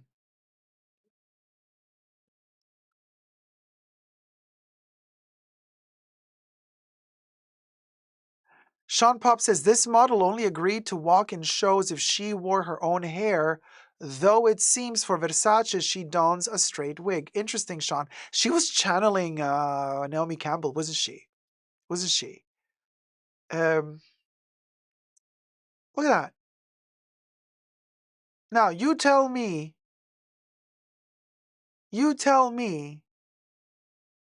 is this luxury? If you can't even make a sturdy enough prototype sample, you know, if you cannot offer the best you have to offer for the runway, at least, if this is your runway quality, then what else we got to talk about here? Yeah, Shein quality, says Avaris, right? Nectarine Man says, oh dear. Yeah, so this is Versace, you guys. So what are we talking about here? And might I remind you of the terrible quality of the Chanel heart bags from Spring Summer 2022, where the runway models were walking with the small-sized, the wallet on chain heart bags, and the straps were popping off. The straps were popping off. We covered it back in 2022. We talked about this. I don't need to show it all to you again. Just go watch my streams from back then. You're going to see it all. Things are getting worse. They're not getting better. Better. Speaking of things getting better, thank you, Bubbles. Take that away. Let's talk about the advent calendars that are getting worse. Okay? Yes, advent calendars are also getting worse. Believe it or not. Like Tarima says, however, samples are sometimes made last minute and they resolve issues if the piece makes it to the stores. Yes, that is true. But not for luxury.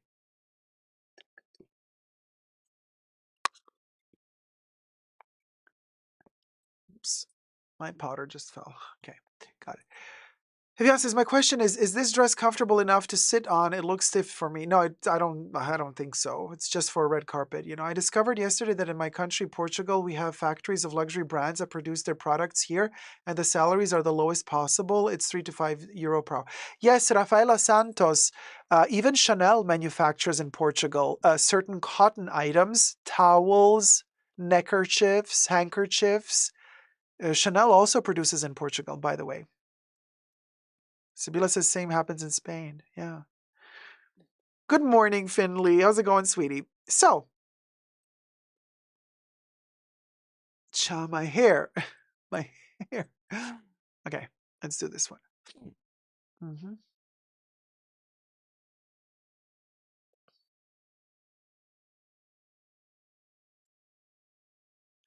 Hi everybody, Dacob here. Welcome back to the Fashion Bunker. Do you remember a certain scandal with a certain advent calendar from a few years ago? Let's just say Chanel entered the building. Let me show you. So do you guys remember what happened with the only advent calendar Chanel made back in, I think, 2022, maybe 2021? This biodegradable pulp paper that people started displaying in their bathrooms, and then it started falling apart because it's paper. So if this gets humid or wet, it disintegrates. Okay. They were selling it for like $825. $900 after tax, okay? For the advent calendar with these little boxes, and inside were like stickers, paper clips, for the most part. A few items were like purchasable items, like a nail polish bottle.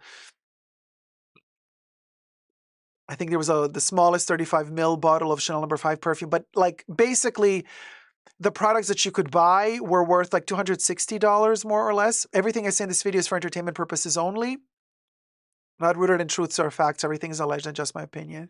Okay.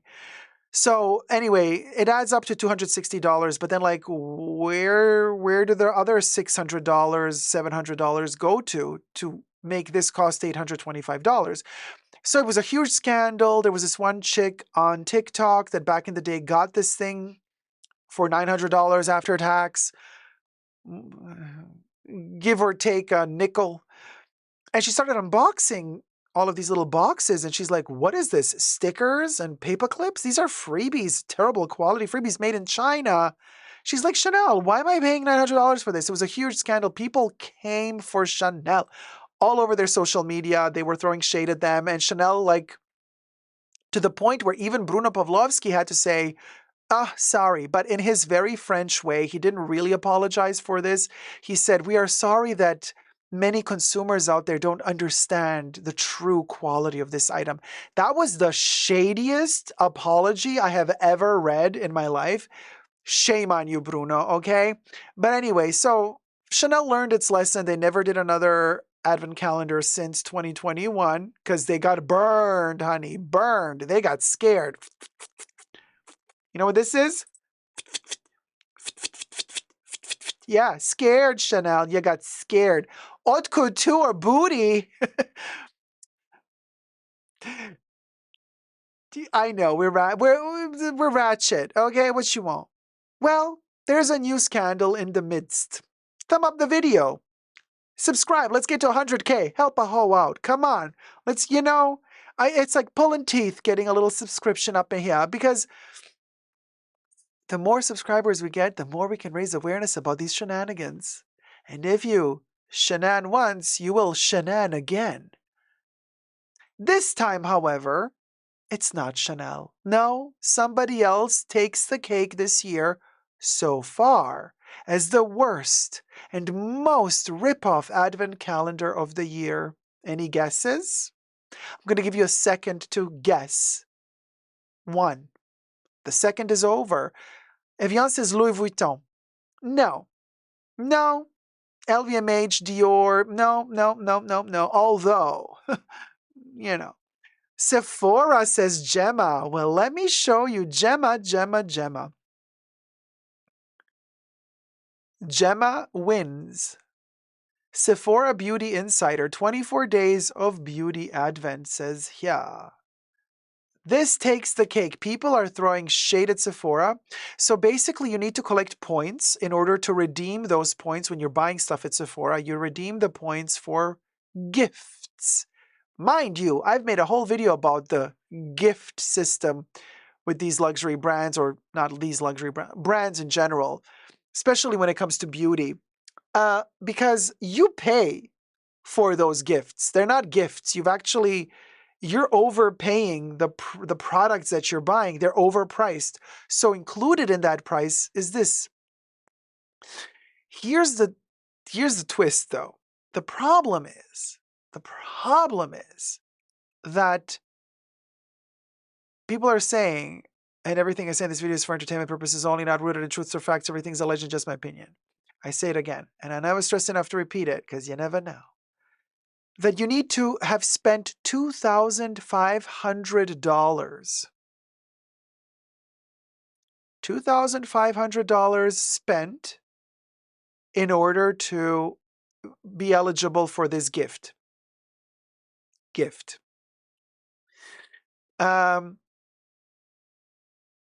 Oh, Sephora is LVMH owned? Well, there you go. We'll go. And so you spend $2,500. You have enough points now to redeem these points for this advent calendar. And some people redeemed the points for the advent calendar. The joke's on them, because when they started unboxing, and again, TikTok comes to show us and to expose the scammery of it all. So apparently, the products in this advent calendar are like made in China trinkets. Trinkets that are not even like tagged with a label or a logo. They're not products that Sephora is giving you in this advent calendar, like products that are from other brands. Like here's a little Dior trinket. Here's a little Estee Lauder trinket. Here's a little La Mer trinket, and no. There's one, I think, like a beauty mask. No, not a beauty mask, like a sleep mask that is labeled Sephora, but everything else is like no label, apparently. And people are sharing their disdain, saying beauty content, guys, do not waste your points on this. We now know what's inside the advent calendar. And they say on TikTok, it's worse than we thought. They say, Sephora Beauty Insider advent calendar, someone got it and was unboxing it on Reddit and showing what they got, and we're worried. It's all just crap. It appears the post. So wait, the Daily Dot, blah, blah, blah,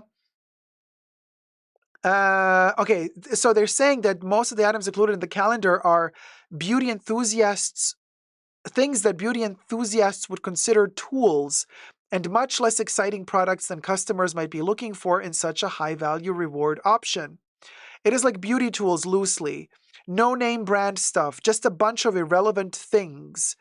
Like the lists, so the stuff is face gem set, brushes, a facial roller, scrunchies, a tanning mitt, what it looks like. And these aren't even name brand items. Part of the issue is that the calendar contains a lot of the items that customers might find more appealing if they were from higher value brands instead of being presumptively Sephora brand items or no-name items. It's not like a Saint-Tropez tanning mitt or a Dennis Gross facial roller. It's just like no brand name. Literally microfiber scrunchie? There's a Sephora branded sleep mask, which is the only thing in there that they think is kind of cute. There's a mini eye roller, a makeup brush cover, a cleaner, and a lip exfoliator. They feel like they could get all of this on Amazon. Do not waste your points on this. They would not recommend it. And they say this is the worst advent calendar of the year. $2,500 you have to spend. And those points, you redeem them for trash. Now, here's the thing. People are saying it's better if you already have all these points on Sephora to redeem them for smaller items. Like, don't redeem all the points on one big item, but go for the smaller items because they're of higher value, allegedly, than just buying one big item. It's kind of like a ripoff. You spend all that money, collect all those points, and you get trash in return. Kari says, I don't do advent calendars. If I want a beauty product, I just buy that one. Why pay more for the wrong products or colors? I agree with you, Kari. Gemma says that Sephora are refusing to give them their points back. Well, here's the thing. I've been reading up on the comments. Several customers have also weighed in on the calendar in the comment sections. The Rouge member here and Sephora rewards are becoming worse each and every year, they say. I love them, but the way they play in our faces with the rewards bazaar is sad. For the last 4 years, I've witnessed the pure anarchy of the advent calendars, and every year I look forward to it even more than the last. Another said, go watch Alexandria Ryan on YouTube, somebody said. She reviews all the advent calendars, and Sephora ones have always been bad, somebody says. Sure to you, darling. Other viewers shared that they had purchased the calendar in previous years but were disappointed. Some sought a refund of their points, which have cash value at the retailer, with mixed results. And here we have the mixed results. Somebody said, I sent an email to customer service about how upset I was with the calendar, and they are letting me return it to get my points back. One person commented. Another person commented, I got the calendar, didn't like it, and they would not refund any of my points. Somebody else said, I bought it and I am so sad. Even the box is ugly, in my opinion. Marina says, points gifts have never been the same since the Marc Jacobs fiasco. It was amazing. People returned their purchases and kept the rewards gift. Oh, Marina, darling. Well, the end of luxury. Trash. As Jasmine Masters, my queen, would say, just as I thought. Trash. Subscribe. Thumb up this video. Let me know your thoughts and prayers down below. And until next time, never forget to never give up on love. Bye. Mwah.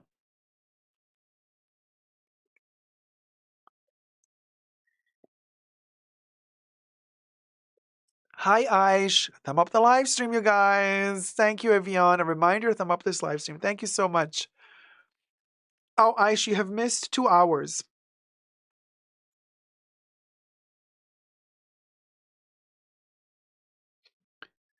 Whew, okay. All right. Let's watch. Oh, no. I want to share with you also Prada. That is in the title. Everybody wants to know. Terry, this could be interesting for you because, Terry, you have recently also traveled into space. Wink, wink, Terry. Here goes. Here goes. Prada is now collaborating with Axiom. Yeah, Spaceman. Spaceman, I always wanted you to go to Spaceland. Intergalactic style, something like that. You remember that song? What was the name of that band? Oh my god, what was the name of that band? Why do I have it in my ear now? Spaceman, you always wanted to go into... Wait, what's the... Babylon 5! I love that song too. I love the video as well. Babylon 5, yes. And...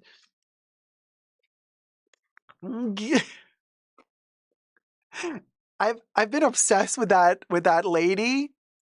She's like dressed like an elf and she's going to the river. It's an old video, but I think Audrey sent it a couple of days ago. But anyway, she's like singing in a little river. She has like elf ears and she's like, get in the water. Get in the water. I can't sing. I don't know if they're going to copyright strike me if I sing it, but she's like, what did she say? Don't mistake my threats for bluff. You have lived more than enough. Get in the water. Get in the water. Oh my God, love her. She's amazing. Anyway, Babylon Zoo, the Levi's ad. So iconic, so iconic. So iconic. Get in the water. So I'm thinking, like, how do we make it less Disney? How do we make the song more, I don't know, existential, existential. Like, get in the water. Get in the water. You doth, hath, livetheth, long. Get in the butter. Get in the butter. Get in the butter. Don't mistake my bacon for luxury. You have worn more than enough bags. Get in the butter. Get in the butter. My prices are not a bluff. The price increase is just a fluff. Degradé. Add a degradé. My degradé is not a bluff. Pay the big price markup. Pay the big markup. The degradé is not a bluff. All this crap is just fluff. Anyway, okay. So, Prada. Hi, Lars. How's it going? Gemma says, I think Dacob is having a stroke. Yes, Dacob is definitely stroked. Degradé. My stroke is having a degradé. You understand? The stroke is having a degradé. It's a degradé stroke. A stroke degradé. So Prada has been teaming up with Axiom to travel into space, and they're like, Mucha is like, I'm going into space. I'm going to open an art gallery in space. And this is the result. They're making space outfits for NASA, I guess. Prada is like, let's do a little red stripe. Little red stripe here. Will you? Boop. Little red stripe there. A Luna Rossa. Yeah, let's give it a Luna Rossa vibe. Let's give it a Luna Rossa vibe. It's very Prada. Let's make this little helmet. Like, let's do this little helmet. This little helmet. Little satin, little blue moment here, little blue moment there, little baby blue, perky, cute. Let that spaceman go into space and then come to the art gallery after they land again. Gemma says, now I really have seen it all. And you know what the funniest thing is? I know, Nectarine Man, the song is 30 years old. Just don't even think about it. Really, let it go. Let it go, Nectarine. Wait, that's another song, right? Let it go, let it go. Wait, how does it go? Let it flow? No, let it flow. No, wait, that's when you got diarrhea. Let it flow. Frozen 3, baby. The poop is frozen. Let it flow. How does the song go? Not let it flow. Let it go. Let it go. Can't hold back anymore. The poop gots to go. There you go. Disgusting! I got diarrhea. Let it flow. Let it flow. Don't flush that toilet anymore because it's overflooding the whole stove. But back to this. Yes, exactly. Oh my gosh, Sean Pop, that takes the cake. Prada 2001, A Space Travesty. Oh my God, Sean, brilliant. Brilliant. That's a really good one. Sean Pops is Prada 2001, A Space Travesty. Okay, here's the funny thing. Look at these little teeny tiny handlets. Tiny hands. Tiny, tiny hands. You know what? This is why I found it so funny. I thought, oh my God, could you imagine if they paid Naomi Campbell to model this? And Naomi thought, yeah, this is so groundbreaking. Let me do it. But then she didn't know that they were going to have these invisible masks. You don't see her face. I'm thinking this is Naomi trying to pose in the Prada spacesuit out. She's and they're like, oh my God, Naomi, you're serving bad bitch here. Yes, queen. Yes, queen. And then Naomi sees the photos later. She's like, this, you know what? I don't allow you to use my name in connection with these photos. Now, Naomi did not pose in these things. My brain goes places. I'm just envisioning it. Avarice says Tyra would have had a fit not being able to show herself in a spacesuit, right? Get in the water. Get in the water.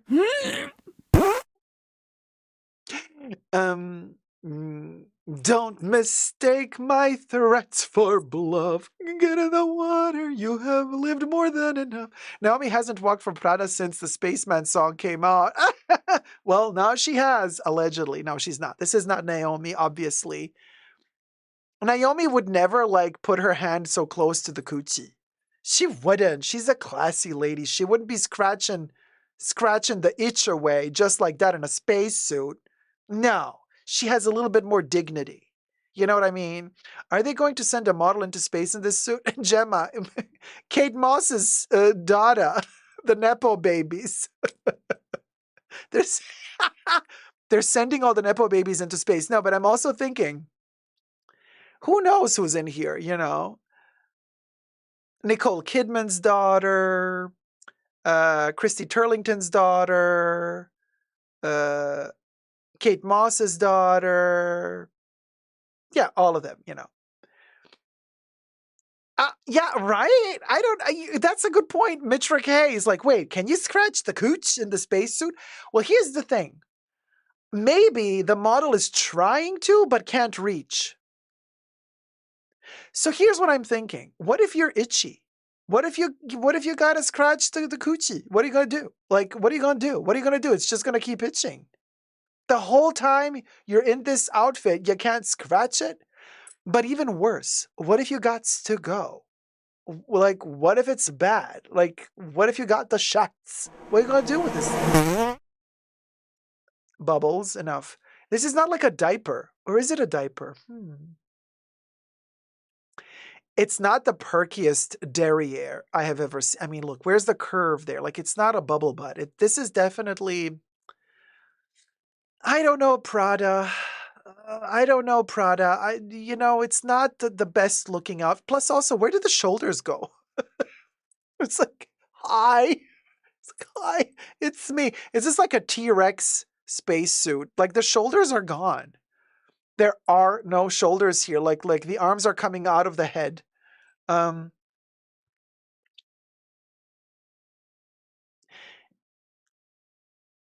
Gemma says there are table corners to help with the scratches.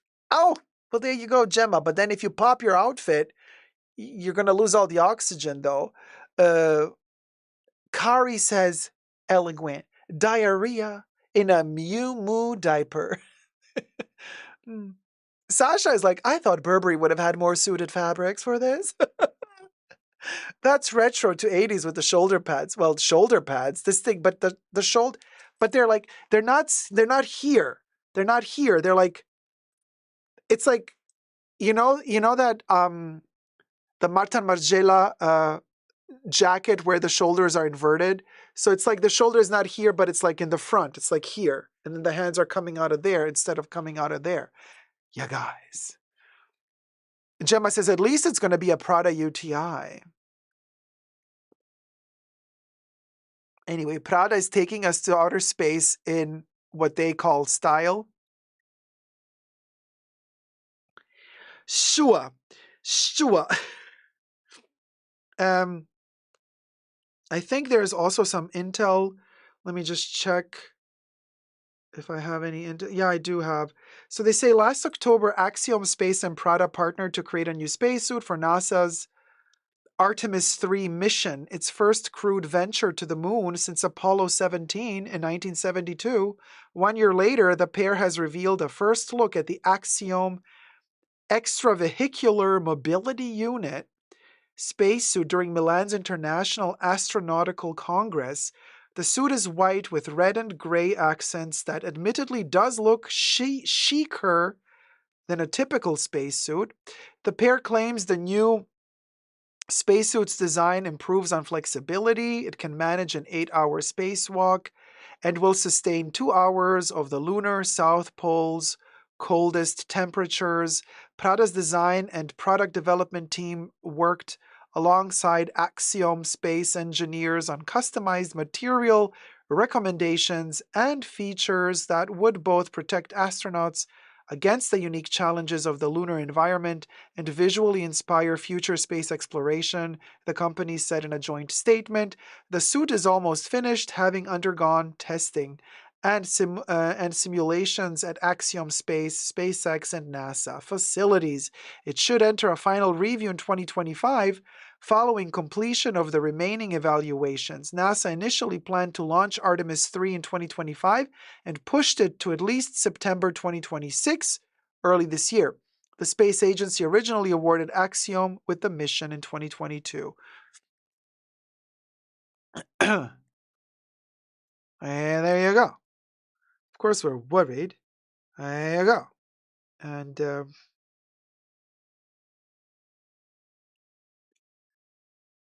Mitra K says the shoes are Prada too. Yeah, the shoes are Prada too. They look teeny tiny. Oh my God. Don't let Kanye West know about them because you know he's going to be all over this shit. Before you know it, every fashion victim and their mother are going to want to wear this crap on Instagram. You know, jumping around the city. Deborah says those Nepo kids all have good bodies, but the faces, I don't know. Because the faces look like a photocopy of their parents, and you know what they do. Every photocopy is a paler version of the original. It's never as good as the original. So these kids, they don't stand a chance, really. Or we don't stand a chance in the entertainment industry because they're just getting uglier and uglier with every new generation. What happens when the Nepo baby gets a baby? Oof. Third, fourth gen down the line, it's going to be a tragedy. Hi, Heaven. Kanye's in Diddy type trouble. Don't think he'll be around much longer. Oh, well, they're all in trouble. You know, Diddy trouble. Diddy did the Diddy. The father's a bit I mean, you know. Everybody says, with Diddy and other stuff, I don't want to go near the entertainment industry. Oh, cha. Entertainment, schmentertainment. That's all I can say. Speaking of entertainment, guess who's back? Guess who's back? Guess who's back? Guess who's back? Shady's back. Slim Shady is back as well, but that's a whole other can of worms we don't need to address right now. Ralph Lauren is back.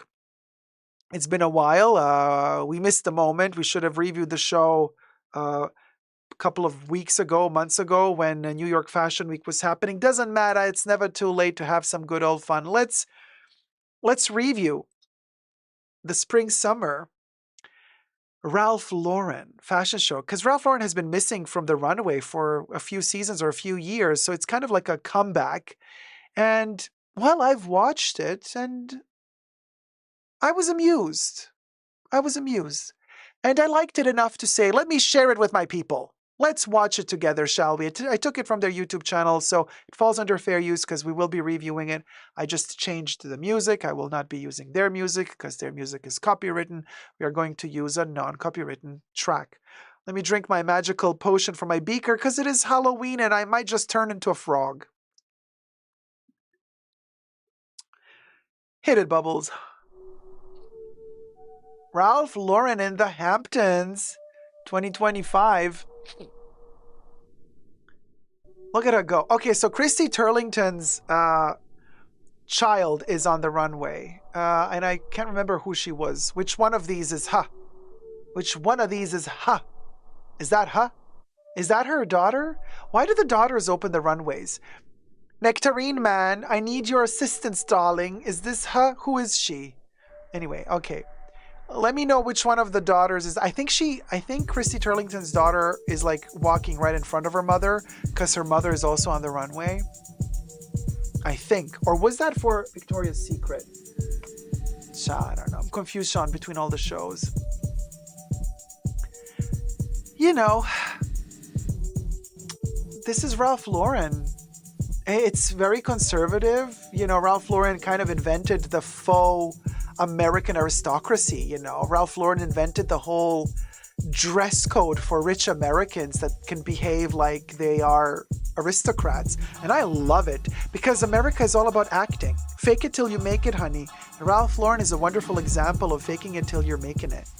Like old money, but it's not. Nectarine Man says, I didn't see the first model. Don't worry about it. All good. Aisha says, thanks, Dacob. Sorry, what show is this? Ralph Lauren. I love this little, look at this little pinstripe little moment there. Yes, honey, gangsta. Oh, the dégradé. The ombre and the dégradé. The dégradé and the ombre of this sequin dress, darling. Oh, the dégradé. The dégradé. God, this front row of Oompa Loompas sitting in the front row. I can't. We have to stop it with inviting celebrities in the front row. It's just really cringe. It's become cringe. Is that Christy Turlington's daughter? It looks like her. I don't know. Oh, the dégradé. I'm kind of loving this nonchalant little moment, you know, little leather. Is that leather? Is that vest made in leather, or is it woven leather or woven just cotton or something? I even like this sweater. I like the little skirt with the pilettes. The bag is meh, but it's okay. Oh, the torn denim. Glitzy, though. Look at her, though. Oh, giving me Anna Delvey. Yes. By the way, they're not calling Anna Delvey back to the reunion at Dancing with the Stars because she threw shade at them. And they're like, how dare you? We're not going to invite you to the reunion. Poor Anna. Look at this little safari look. You know, you got to hand it to Ralph. He does a safari look like it's royalty, honey.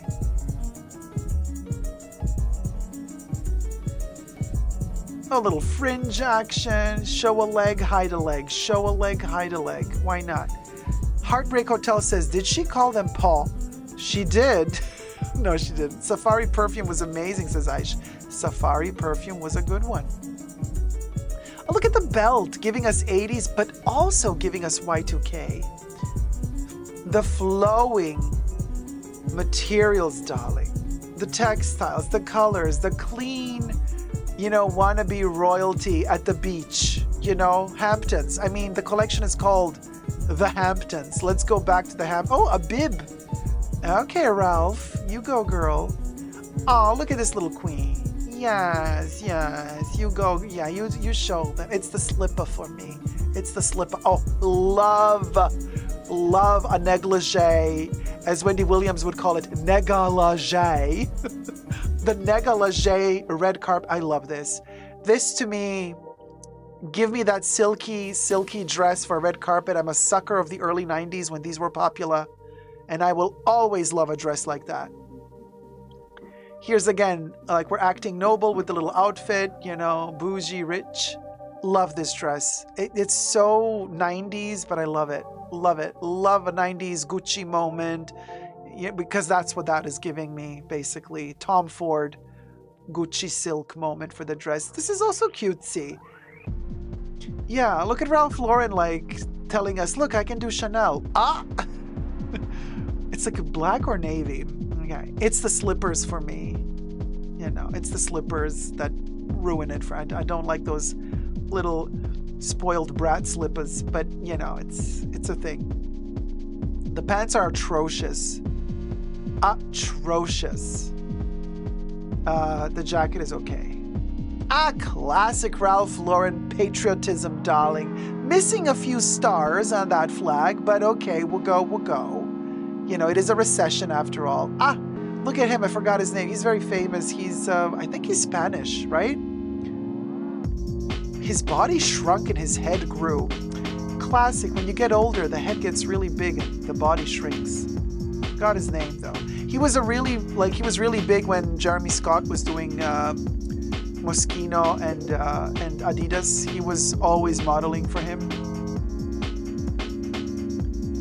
Trench coats are cute. Now these ginormous décolletés with knit, you gotta have a perfect body for this. Otherwise, be careful, because this is not gonna look good on almost anybody. Love the jacket with the little love a vest. I love a good 90s vest, you guys. I am a sucker for a good vest. I love vests. Period. Oh, I like this little nonchalant baglet. No, these like tiny shorts, no. No. And he's too happy to be on that runway. Girl, no, honey, no. This is cute in a very conservative type of way, I guess. Yeah. Well, I love the vest. There you go, again, the vest. The vest is nice with that little collar. Okay. This dress is cute. The earrings are a little bit too dangly. I don't know about the earrings. It looks like Julia Roberts in Pretty Woman after buying half of Rodeo Drive, says Paul, yes. Sibylla says, I like the bags. Oh, good morning. Just woke up and you have no clue where you are. That's the vibe we're going for here. I love him for basics, and like I said, I grunge my stuff up. Burberry needs to take notes for God's sake, says Rafaela Santos. Oh, Burberry's a travesty lately. I agree. It's the vest for me. Yeah, giving me Majordomo vibes. The Maître d'. It was the Maître d' in the library with the candelabra. it looks a little bit like they're all playing, you know, like some cheap Agatha Christie reenactment of one of her books, but in the Hamptons instead of on the Karnak in Death on the Nile. You know, here we're having an Agatha Christie moment at the Hamptons, you understand? Oh, it's on a bamboo handle? It is a bamboo handle. Interesting. Look at the cowboy lady. Yeah, you tell him. You show him. You beat him. Yeah, the espadrilles. Was he wearing espadrilles? Seems so. It's a thing to do at the Hamptons. Oh, wow, this is all beaded, isn't it? Little crystal, bedazzled little dress. Oh, she smiled. That's cute. I love the weight. I love how heavy it hangs. And, yeah. So the bag is interesting, giving me Hermes vibes a little bit. There's Christy Turlington. And yes, her daughter was on this run. Oh my God, Naomi. Stealing the show. Oh, Christy, I love Christy Turlington, but like Naomi, I'm sorry, but she upscales you. And she knows she's walking behind Christy Turlington, and she's doing this walk on purpose. Oh, she stole the show. Oh, you know Naomi did that. Oh, yes, she did. She did that. She just literally photobombed Christy Turlington. She photobombed her. I kid you not. I kid you not. She photobombed her. She looks like Billie Eilish. Who is she? Okay, he's like drunk. He's just there by accident. This guy. He's like, okay, am I gonna go to the left or to the right now? Let me turn around here because the other person in front of me also did so. Oh, this is a nice silhouette. I like the silhouette. This is nice. But also, she knows how to walk, though. She knows how to carry Ralph Lauren. You know, it's not bad. She's giving it the right pizzazz, you know? But also that freshness, that debonair vibe of just like, I'm rich and I'm at the Hamptons, darling. So what? Let's go and eat some eggs.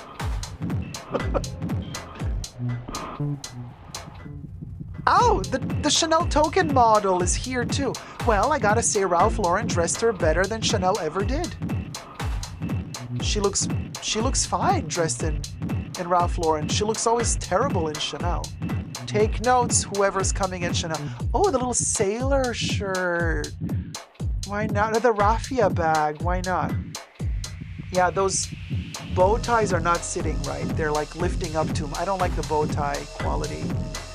These sunglasses are so bad. Terrible. Take those off immediately. But the silhouette of the jacket, how it's cut, is nice. Ah, but look at Ralph Lauren doing a mess. I see what you did there. And the sunglasses cheapen the whole look. No, sunglasses are not cool. But, oh, this, you know what's her name is gonna, Bethany Frankel is gonna wear that outfit with the shorts. You know she's gonna wear those. Bethany Frankel is gonna wear those cut shorts, those denim shorts. She's gonna go to Chanel, complain. Oh, hello, so cute. Oh, she's adorable. Those espadrilles seem to be too big for her, but she was so cute. Oh, she's so cute, look at her. Oh, little queen, yeah, so cute. It's like, yeah, hi everybody. More Hermes style bags. And Ralph Lauren. Yeah, I see. Oh, I love a good denim patchwork. I wish they did that jacket with the denim patchwork also for guys. The polo collection. This jacket is giving me Chanel vibes too, isn't it? Very Virginie Viard denim for Chanel. Yeah, that patchwork, loving. Love a denim patchwork. Ooh, that vest is fun. I do like an oversized vest though, more than like something that's too tight, you know. Yeah, love a patchwork. Love this patchwork. Love it, love it, love it. Ooh, love the oversized shirt turned into a dress. Yeah, I like this. The shoulders are interesting on this jacket. There's a lot of looks, isn't there? Cute. The kids are all so adorable. This little knitwear piece, this isn't gonna look good on everybody, and the little hat seems like just a runway piece. Oh, the leather jacket is gonna be expensive. Too cropped to be unisex, though. IYKYK. Look at the girl. She's like, let me walk. But she's like, boom, boom, boom, boom. Toot, toot, toot. So cute. But the little boy, oh man. Here's the male version of the little kid is so cute. He's so proud. Okay, this patchwork item here. I'm liking this. Is that a shirt? I think it's a patchwork denim shirt, right? It's not a jacket. It's like a blouson. Love it. This little knitwear item, cutesy. I just don't know if it's cultural appropriation, so maybe we're not allowed to like it. Oh, that patchwork item is nice. It's like a cardigan. Yes, I could wear that. I wouldn't be mad if Ralph Lauren sent me one. Thank you, Ralph. Naomi, now she's walking in front of Christy Turlington, and she knows that she has to steal the show again, and she stole it again. And you know that Turlington is like behind her thinking, damn, she did it again.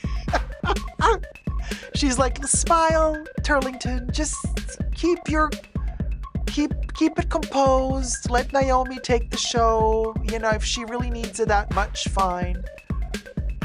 I love this. This is giving me 90s vibes in the best of ways. Oh, the bag. The green, yellow, red combo. Oh, it's 3 bags. Okay. Yeah, they just tied them together. Love the color combo.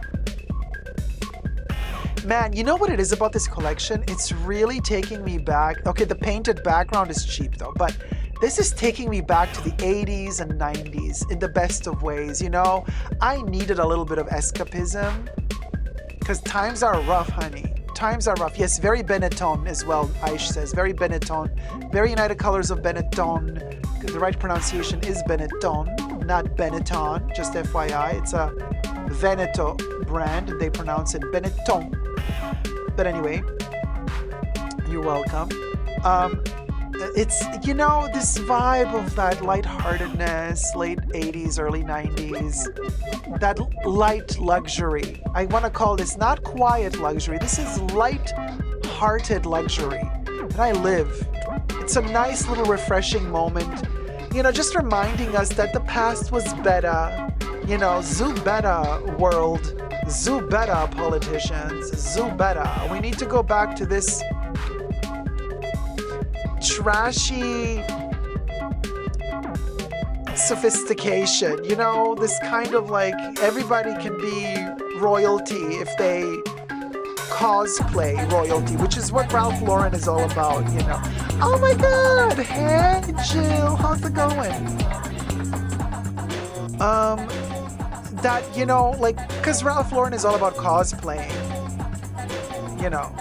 It's cosplaying royalty. It's like, look, I'm aristocratic, even though, you know, you're self-proclaimed aristocratic. So Ralph Lauren is kind of cosplaying luxury as well, and I love that lightheartedness. It's light luxury, I call it. You see, and the colors are cute. The combos are nice. Love a good patchwork. You know, I love a little clash of colors.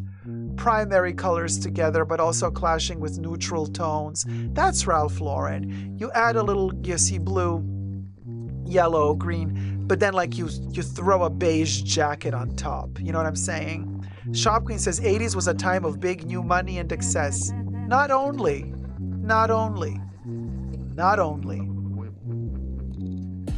Gemma says, did they produce clothes for the Netflix series Monsters? As it feels like the actors playing the Mendes brothers were wearing a few of those outfits, possibly, or they could have just sourced vintage ones. Exactly, Monsieur Manuel. All the stereotypes reunited. And you know what? I'm living for it at the moment. It is cosplay, but he's got some great basic pieces that everyone can look good in. Oh, heaven, I completely agree with you. And I'm not saying that cosplay is a bad thing here. I'm saying cosplay is fun in this case. It's just bringing back some effervescence. Look at the dégradé. Look at the dégradé of the sweater, the dégradé. Ah, the dégradé. The reds, the blues, the greens. Look at that little baglet. The baglet is kind of cute baglet. The glasses are atrocious. But the baglet though. And then here come little neutrals. Yes, Quins. Quins on the runway. Quins on the runway. Oh, she's been at Chanel as well. She looks better in Ralph Lauren than she ever did with Chanel. Brooke Gardner says, I never thought I'd say it, but I miss the 80s. Oh, honey, I miss the 80s every single day of my life. Seriously. Oh, look at this outfit. It's the red for me. And the baglet. I want the bag too. Why not? Ralph, be a doll. Be a doll. Send us a bag. Send us a vest. Send us a little jacket. Where are you kissing? What are you showing off? Kissing that woman. It's disgusting. Get a room, you two. Oh, these actors who are acting like they're models at the same time. Really vulgar. All of them should get fired. Look how cute they're all coming out together talking. Wait, who's Naomi gonna coming up? Oh my god, I can't talk anymore. Who is Naomi going to come out with? Let's see. I guess Naomi's going to hold Turlington's hands. Let's see. They're probably going to come out at the end because they are the biggest names of this show.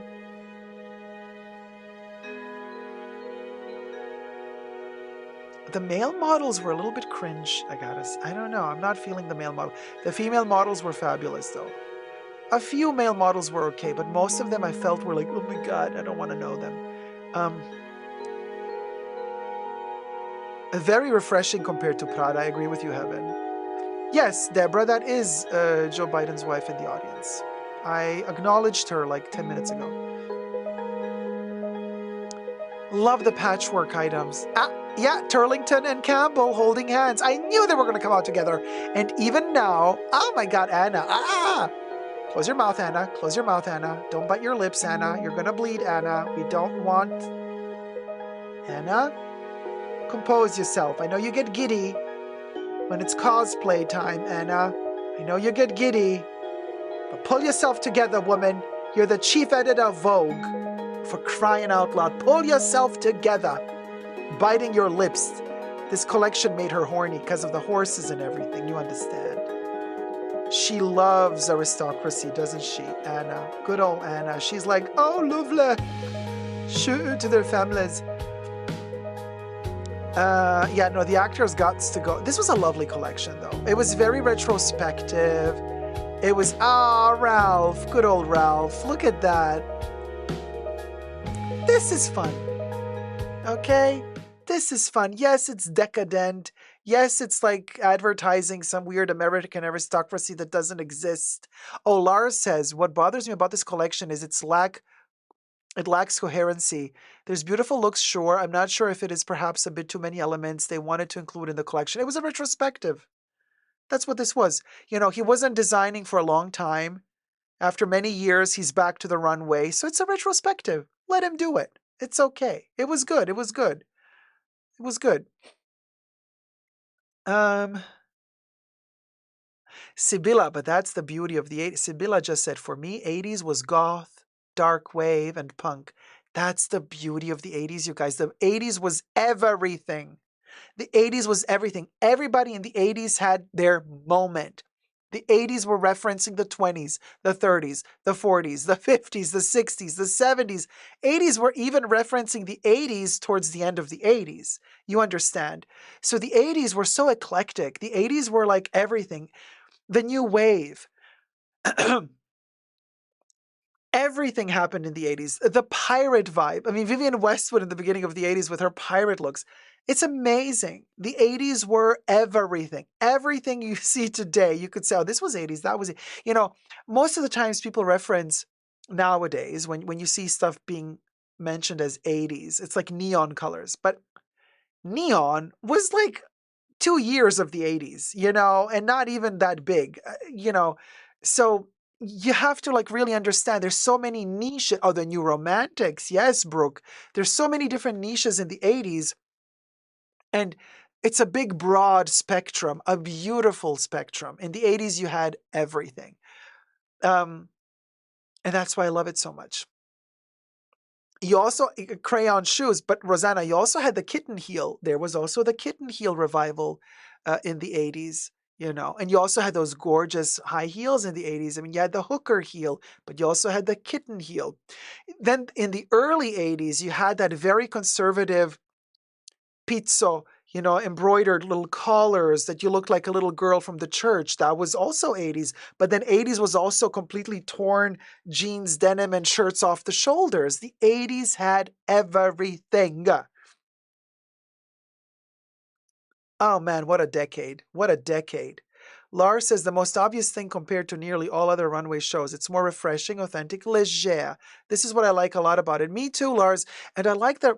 I know that it's a little bit self-referential, but then again, like the guy is an icon. He's a legend. He is the moment. He's been around for decades, and now he's returning to the runway.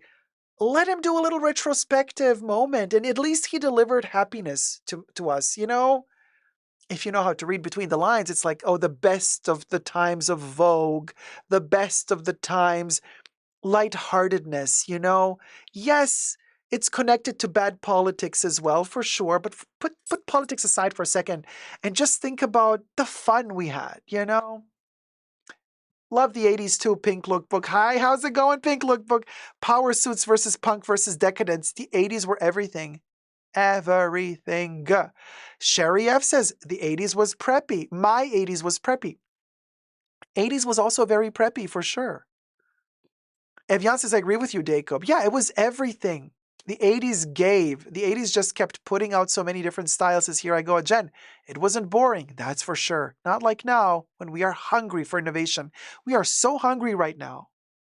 In fact, we are so hungry to the point where a retrospective fashion show, like the one we've just seen from Ralph Lauren, is more refreshing than all the shit that all of these other designers are putting out as new collections, as new fashion.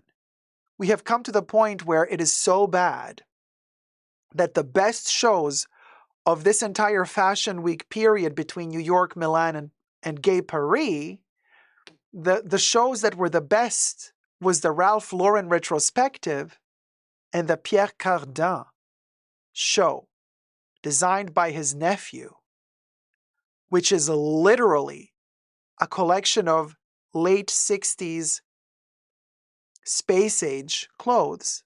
Nothing new. But a late 60s inspired collection was more refreshing, and a retrospective 80s, 90s collection was more refreshing than every single new show we've seen. This, I mean, I can speak for myself at least. That's that. That's what I have to say, and I'm going to stick by it, period. The Nectarine Man says, the Ralph look was the first look I gravitated to when I was old enough to buy my own clothes. Polos over, striped button-up shirt vibes. You best believe, honey. You best believe. Aish says, the old ones are always the best. Rosanna says, why was it so natural to dress up with our statement? Why was it so natural to dress up with our statement? I don't understand that comment. Deborah says, yes, that Cardin show was great. It was fabulous. I want every single piece out of that collection, even though I can't pull them off because obviously they're for women. But I also think that the pieces in those two shows are at least well made and thought out. Yeah. Polly says, it's what I would have expected of YSL and didn't get. Period. We did not get that from YSL. Yeah, we got the shoulder pads. And after 3 models were on the runway, we were like, okay, it's the same again. Same, next, Here it was vibrant. It gave me a flair. It gave me a taste of that fabulousness from the late 80s, early 90s. And I'm living for it. Thank you, Ralph Lauren. Period. Now, that's that. What can I say? Probably going to be very expensive to buy, but then, hey, that's what outlets are for. Thank you for tuning in today, you guys, and thank you to our mods for keeping us safe today. Bubbles, thank the mods. A special thanks to the mods in the fashion bunker. That's Mahora, Audrey, H, Gloria, Kev, Nicole, and Terry. Bubbles loves you.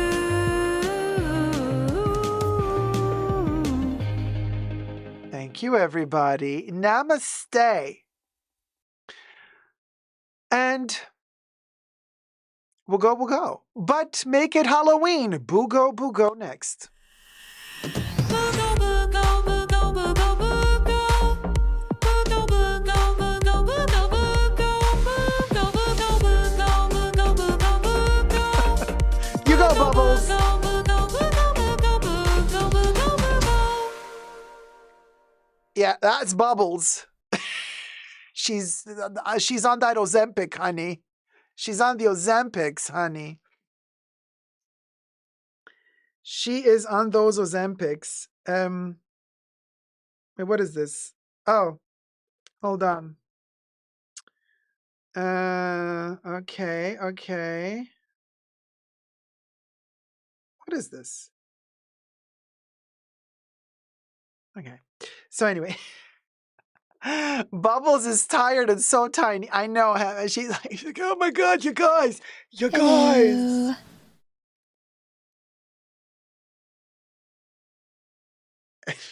Say hello, Bubbles. Hello. Heaven is like, hello. I hope I can catch you again, Susan's Police. Did you guys have fun today? If you have, thumb up the live stream. Thank you so much. You have your last chance to move in to the Fashion Bunker Haunted Mansion. Tip yours down below or link up above in the chats. Thank you to Deborah C., Terry, Sigita, Byron, and Isla so far. We only have a few people living in the bunker today, but small group, but excellent combination of people. IYKYK. We're living ferret. I'm living ferret, living ferret, living ferret, living ferret, living ferret, living ferret. Oh, Heaven, thank you. Heaven says, I need to stop hiding when I'm in a funk. This made me feel better. I'm so glad that I managed to bring some joy and entertainment to you guys today. So thumb up the live stream and subscribe because that's basically what I want to do. Every time I strive to deliver entertainment to you guys. And sometimes it's difficult because some of the chats, get into the dark, go into darker places. And then we got to invest more energy to take ourselves out of the rabbit hole and elevate and entertain and be happy and forget our sorrows, at least for a couple of hours when we live stream, because life is too short to always be bitter about everything. Have fun, people, because before you know it, it's over. Hi, Lori. How's it going? Hi, Dacob. Doing great after Hurricane Milton. Love you all. Thank you, Lori. I'm so glad you're doing well. I read your comment on Totally, Dacob, under my Halloween Boo Bucket video, and I replied to you and I said, I'm really glad that you're doing better. I'm so glad that everybody who survived Hurricane Milton is with us today. And while you're at it, subscribe to Totally Dacob. Check out our Halloween countdown with new videos at this point almost every day because I'm kind of a little bit slow at the moment with all the stuff I got to do. And then also subscribe to Essentially Dacob with a Perfume YouTube channel where some spooky perfume videos will be coming out sooner than you know. Because it is the season for Halloween. Lars says, yes, I feel a bit happier now. Wasn't in a good mood when I got up. Now I'm feeling better, thank you. Oh, I'm so glad to hear that, Lars. So glad to hear that. Well, then we're dying ferret. Dying ferret, dying ferret, dying ferret, dying ferret, dying ferret. Bubbles, oh Bubbles, full of toil, full of troubles, she perished, malnourished. The Ozempic took the Klempic. She a gonna, like Madonna, but she gonna come back like Donna from Beverly Hills 90210, that gorgeous blonde hoe. Now, Shakespeare, you better watch out because there's a new poet on the block. Yours cruelly. Bubbles, darling, what do we say to Shakespeare when we do better poetry than Shakespeare? What do we say? We say, listen, Linda. Listen, Linda. Listen, Linda, listen. Bubbles. Bubbles. Classic Bubbles. Really. Classic. And then, what's the other one? I am obsessed. Oh, yes, we are. We are obsessed with the Fashion Bunker. I am obsessed. I am obsessed. I am obsessed. Oh, oh.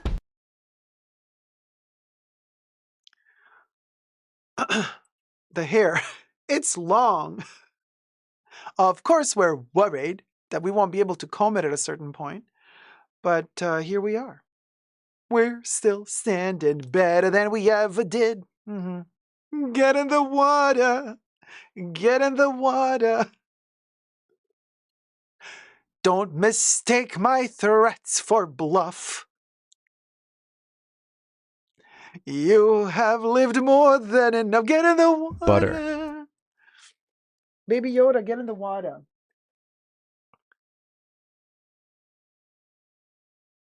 Baby Yoda. Wait, Baby Yoda. Oh, Baby Yoda lifted the chally water. Thank you, Baby Yoda. Yeah. Baby Yoda's telling me I have to hydrate. Hit it, Camiller. Ciao, ciao, ciao, ciao. Ciao, ciao, ciao, ciao. Ciao, ciao, ciao. Ciao.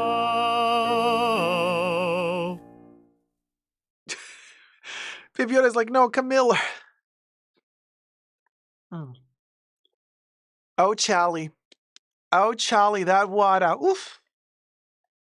Thank you guys so much for watching. I hope you had fun today. You know, better late than never.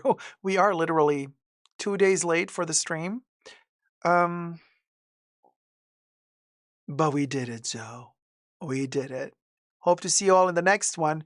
Not so sure I'll manage to stream on Saturday at this point because Saturday is like tomorrow. But we'll try. And as soon as we are here, you'll get notified. So follow me on Super Dacob Backup, all spelled together on Instagram, where I post in the Insta stories when the live stream begins, just in case YouTube notifications fail us, as they so often do. And then if you're a member or a patron, go on to Discord to join the Fashion Bunker on Discord, where I also post the announcement that the live streams are beginning. Pre-show and main show. Until next time, never forget to never give up on fabulous love. Okay? Okay. See you all next time. Take care now. Bye. Mwah.